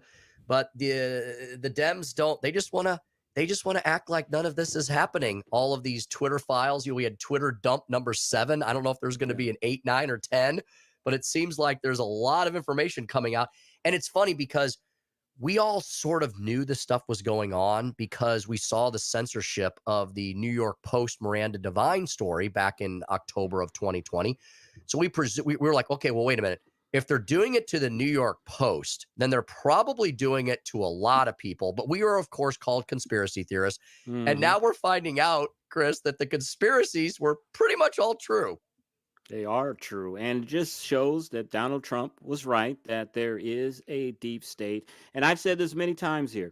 If you don't believe there's a deep state, then you don't want to know that there's a deep state. I mean, all the stuff with Peter Strzok and his mistress, with McCabe, the FBI director, all the collusion that was going on to make sure that Donald Trump first didn't become president. And if they did become president, they were going to discredit him every step of the way with these Russia investigations and double impeachment. I mean, come on, whatever you think of Donald Trump, nobody is that bad that they warrant this type of attention. I just don't believe that. Did we lose Tim? I think we Whoops, may I'm have sorry. lost. No, I'm here. Okay. That's I'm all here. right. You know what, Ed, since you took that pause there, I was going to go back, Tim, to a comment you made yesterday about Father Frank Pavone, the Catholic priest who was defrocked by the Vatican. And, Chris, you were talking about the deep state, and it was interesting to hear Father Pavone say this morning that he believes that there's a deep church. And that was a new one on me. Okay, I mean, I can understand some of the stuff going on that we don't really hear about, but for him to actually come out and say, there's a deep church there that you don't know about. Whoa, okay. Sounds like there's a book coming soon. Maybe. Yeah, don't get me started on what the Vatican's been up to over the last couple thousand years. I mean, there's a lot to unpack there. So there's been novels written about it, some real, some imagined. But, and you know what? Speaking of history, by the way, just to get this clarified, because we had talked about Hanukkah yesterday, just a little bit. Yes. And you had mentioned about the Philistines, and I kind of thought that you were right, but actually I looked it up and I realized my ancestors were responsible for what happened, because it was Assyrians and the Greeks who had. What did you people do? They had. Yeah, we kind of took over the temple in Jerusalem, and the Israelites had to essentially take it back over, kick out the Greeks and the Syrians, and that's where the festival comes in. And you were correct about the oil that lasted for 8 days. It was only 1 day's worth of oil, but it lasted burning for 8 days. But yeah, my ancestors were responsible for that incident. So the Greeks are responsible for Hanukkah, is what you're saying? No. Well, no. I know we invented everything, but we didn't go that far. No. Gotcha. I was going to ask you guys if you had seen this this story about the fact that Stanford is trying to out-wokeify themselves, and Stanford University, a once great university, has issued a guide to acceptable words.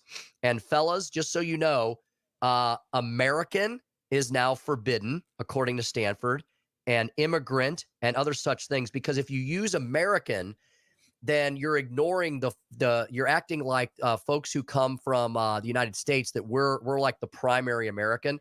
And if you say American, then you're excluding the 42 other countries that are in the Northern Hemisphere. So that's how ridiculous that Stanford University has gotten. And that's an old belief too, because I remember when I took high school Spanish, and our Spanish teacher told us that don't call yourself an American, because people in South America and in Mexico, they consider themselves Americans as well. I've heard that before. It's amazing that they are embracing that. A higher institution of learning is embracing that. But Yeah, our Spanish teacher said that to us. Wow, I took Spanish in 1982, freshman. Yeah, that's 40 years ago. Wow. Yeah. So Still, don't make me feel old. Gabriella, Say, wow. Gabriella Hoffman, Gabby Hoffman, who writes for Town Hall and a bunch of other publications, she picked up on this story, and she said Leland Stanford would be ashamed of the institution he co-founded. It just forbid harmful language, such as calling yourself an American or an immigrant. I guess my naturalized legal immigrant American parents and relatives are harmful now. And then she's got a great quote from Daniel Webster, who said, I was born an American.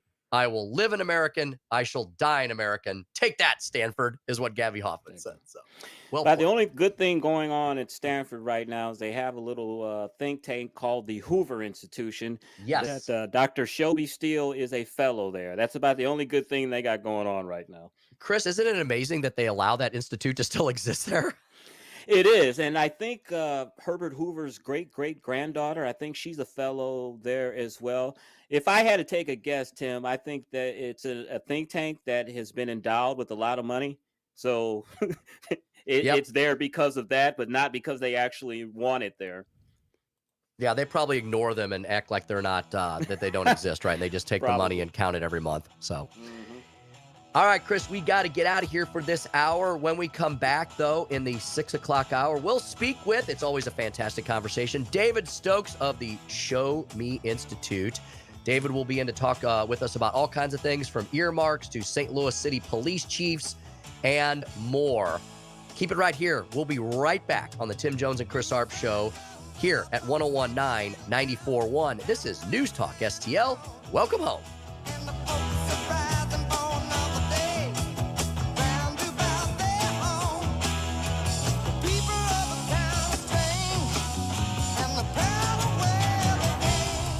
If you're concerned about the current market and the 40-year record high inflation that we're seeing, you're not alone. Credit card usage skyrocketing and at record highs, savings rates plunging.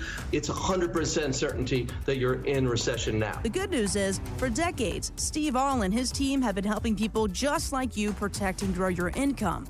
And most importantly, not run out of money. My clients that are currently sitting there on guaranteed incomes, they're not really worried about what's happening in the market. So they're more at peace because every month that paycheck comes in. Call Steve today for your customized market protection plan, 636-230-8824. That's 636-230-8824.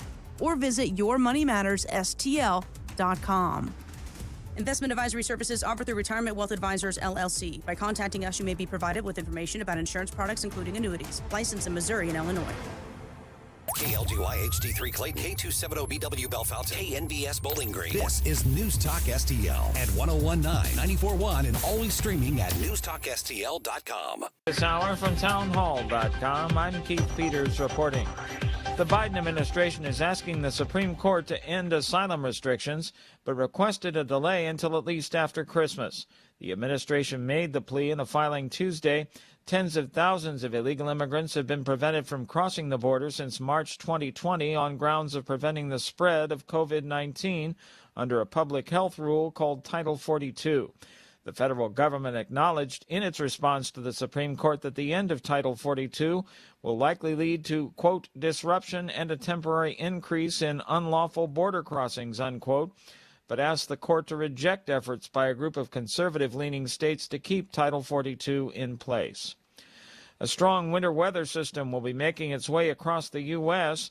National Weather Service lead forecaster Bob Oravec says in addition to the very cold air over the next several days, a major storm is also in the forecast. Heavy snow is likely beginning on Thursday into Friday from Illinois northward into Wisconsin, and then very heavy snows are out across the Great Lakes. And as we get on towards the weekend, Saturday and Sunday, very active lake effect snows downwind of all the Great Lakes. So it's going to be very snowy anywhere from the Midwest to the Great Lakes over the next several days. Meanwhile, on the East Coast, heavy rain and damaging winds are possible Thursday night into Friday night. Wind gusts could reach 50 to 60 miles an hour from Washington, D.C. to Boston. Major flight delays are also possible. Ukrainian President Volodymyr Zelensky is preparing to visit Washington on Wednesday, according to sources, in his first known trip outside the country since Russia's invasion began in February. Zelensky's visit could still be called off at the last minute due to security concerns. The visit to Washington is set to include an address to Congress on Capitol Hill and a meeting with President Joe Biden. More at townhall.com. My name's Adam Barada. I'm the owner of Advantage Gold, the highest-rated precious metals firm in the country. Now, we've won the Best of TrustLink award 4 years in a row because we educate our clients on how to buy gold and silver the right way. We don't pay celebrity spokespeople millions of dollars. We'd rather pass that value on to you. Call 800-900-8000 and speak with one of our experts. We'll send you a free gold kit along with my latest national best-selling book, The Great Devaluation. Call 800-900-8000. Call 800-900-8000. Relief Factor, pain relief that's natural, pain relief that works, and pain relief that attacks the source of the pain. That's the experience of tens of thousands of Americans who are taking Relief Factor right now. See their incredible video endorsements at relieffactor.com and then order your 3-week quick starter pack for just $19.95. That's less than $1 a day. Find out if it can work for you like it works for me by ordering your 3-week quick starter pack today. relieffactor.com, relieffactor.com. Be the next success story. Pharmacies around the country are having supply. From the Michaels Flooring Outlet Weather Center. Not too bad today. The high temperature into the lower 40s under sunny skies. At times, we will see some clouds rolling in. Overnight lows tonight, the mid-20s. The high tomorrow, 38 degrees. A dry day, and winter officially begins tomorrow at 3:47 with the winter solstice. But accumulating snow is likely on Thursday, especially in the afternoon and evenings. That could be a nightmare commute with bitter cold and blowing snow on Friday and very cold again on Saturday. I'm KMOV First Alert meteorologist Kent Earhart. This hour of News Talk STL brought to you by The Dental Link. Call Dr. Alan Link today, 314-794-6464 to schedule your free consultation. Offices in Baldwin and Melville, 314-794-6464. Hey, it's Katie, and as 2022 winds down, we here at News Talk STL really appreciate the growth in our business during our first 18 months since we signed on the air. We appreciate the great local businesses like Save Money with Doug Voss, Crypto World, and the Natural Institute of Health that have all become part of our family of advertising partners. If your business is interested in becoming part of the News Talk STL family, and as 2022 winds down, we here at News Talk STL really appreciate the growth in our business during our first 18 months since we signed on the air. We appreciate the great local businesses like Save Money with Doug Voss, Crypto World, and the Natural Institute of Health that have all become part of our family of advertising partners. If your business is interested in becoming part of the News Talk STL family, simply send an email to info@newstalkstl.com. Thanks for listening and Merry Christmas from your friends at News Talk STL.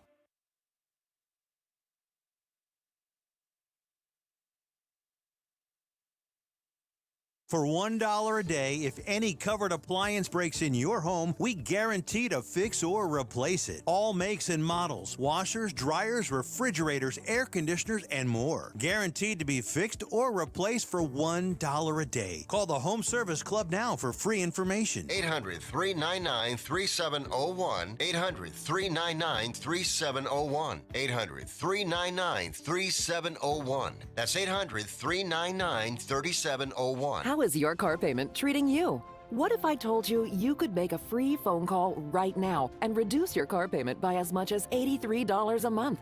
Look at your car payment closely. You could be paying as high as 20% interest. Rate Genius can help you reduce your car payments by reducing your interest rate to as low as 2.48% APR. We can refinance most existing car loans or leased cars, new or used, and save you money every month.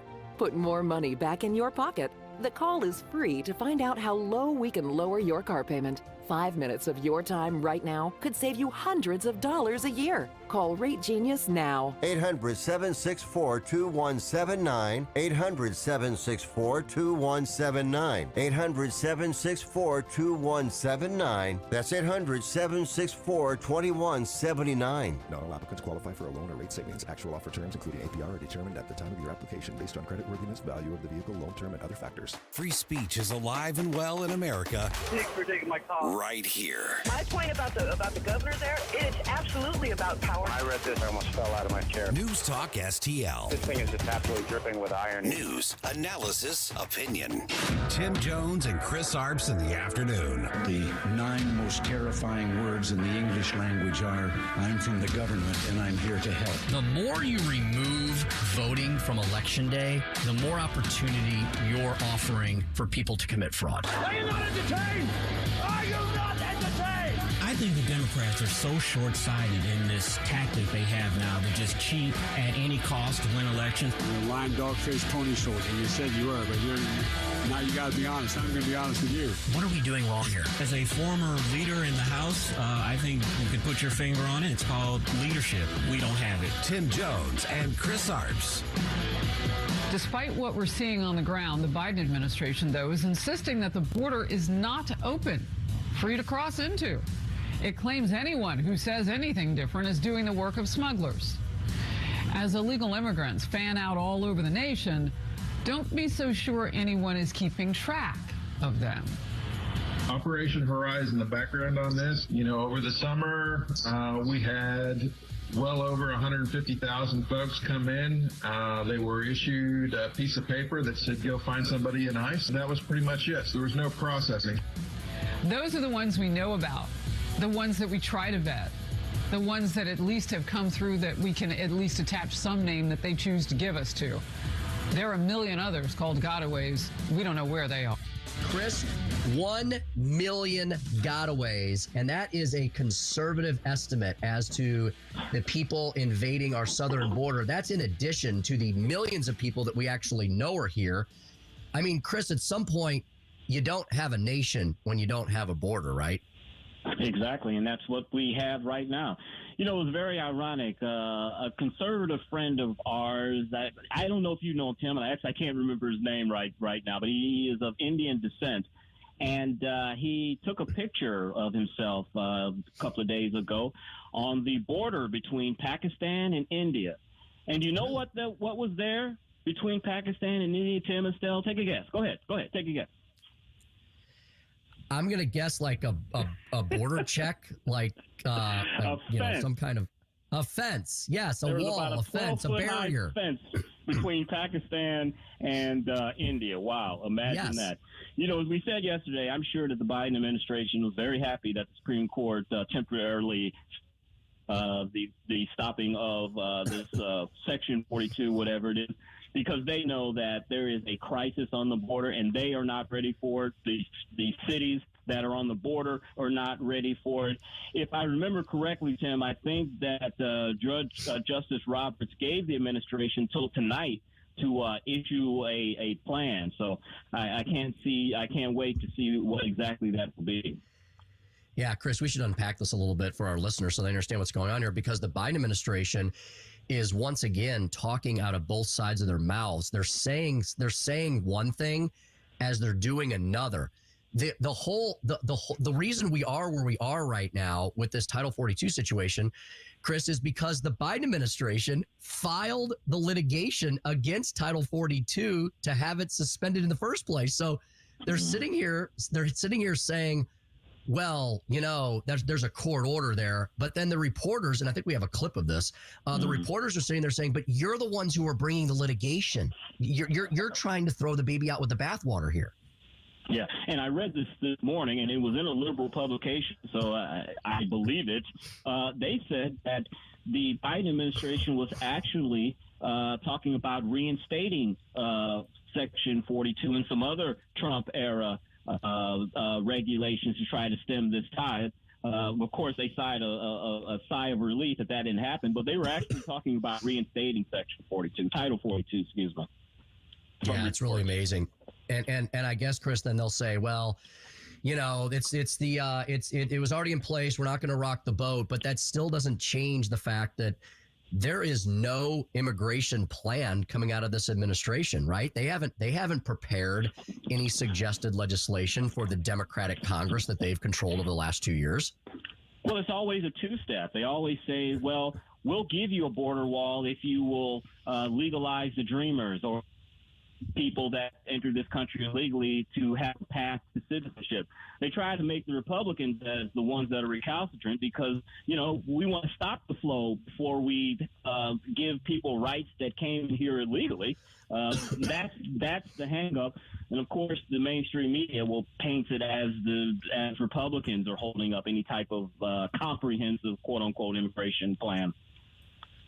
Right. It's amazing. The Democrats say, we care about humanitarian issues around the globe. We care about the drug trade. We care about sex trafficking and human trafficking in general. I guess, Chris, everywhere but the southern border, because all of those issues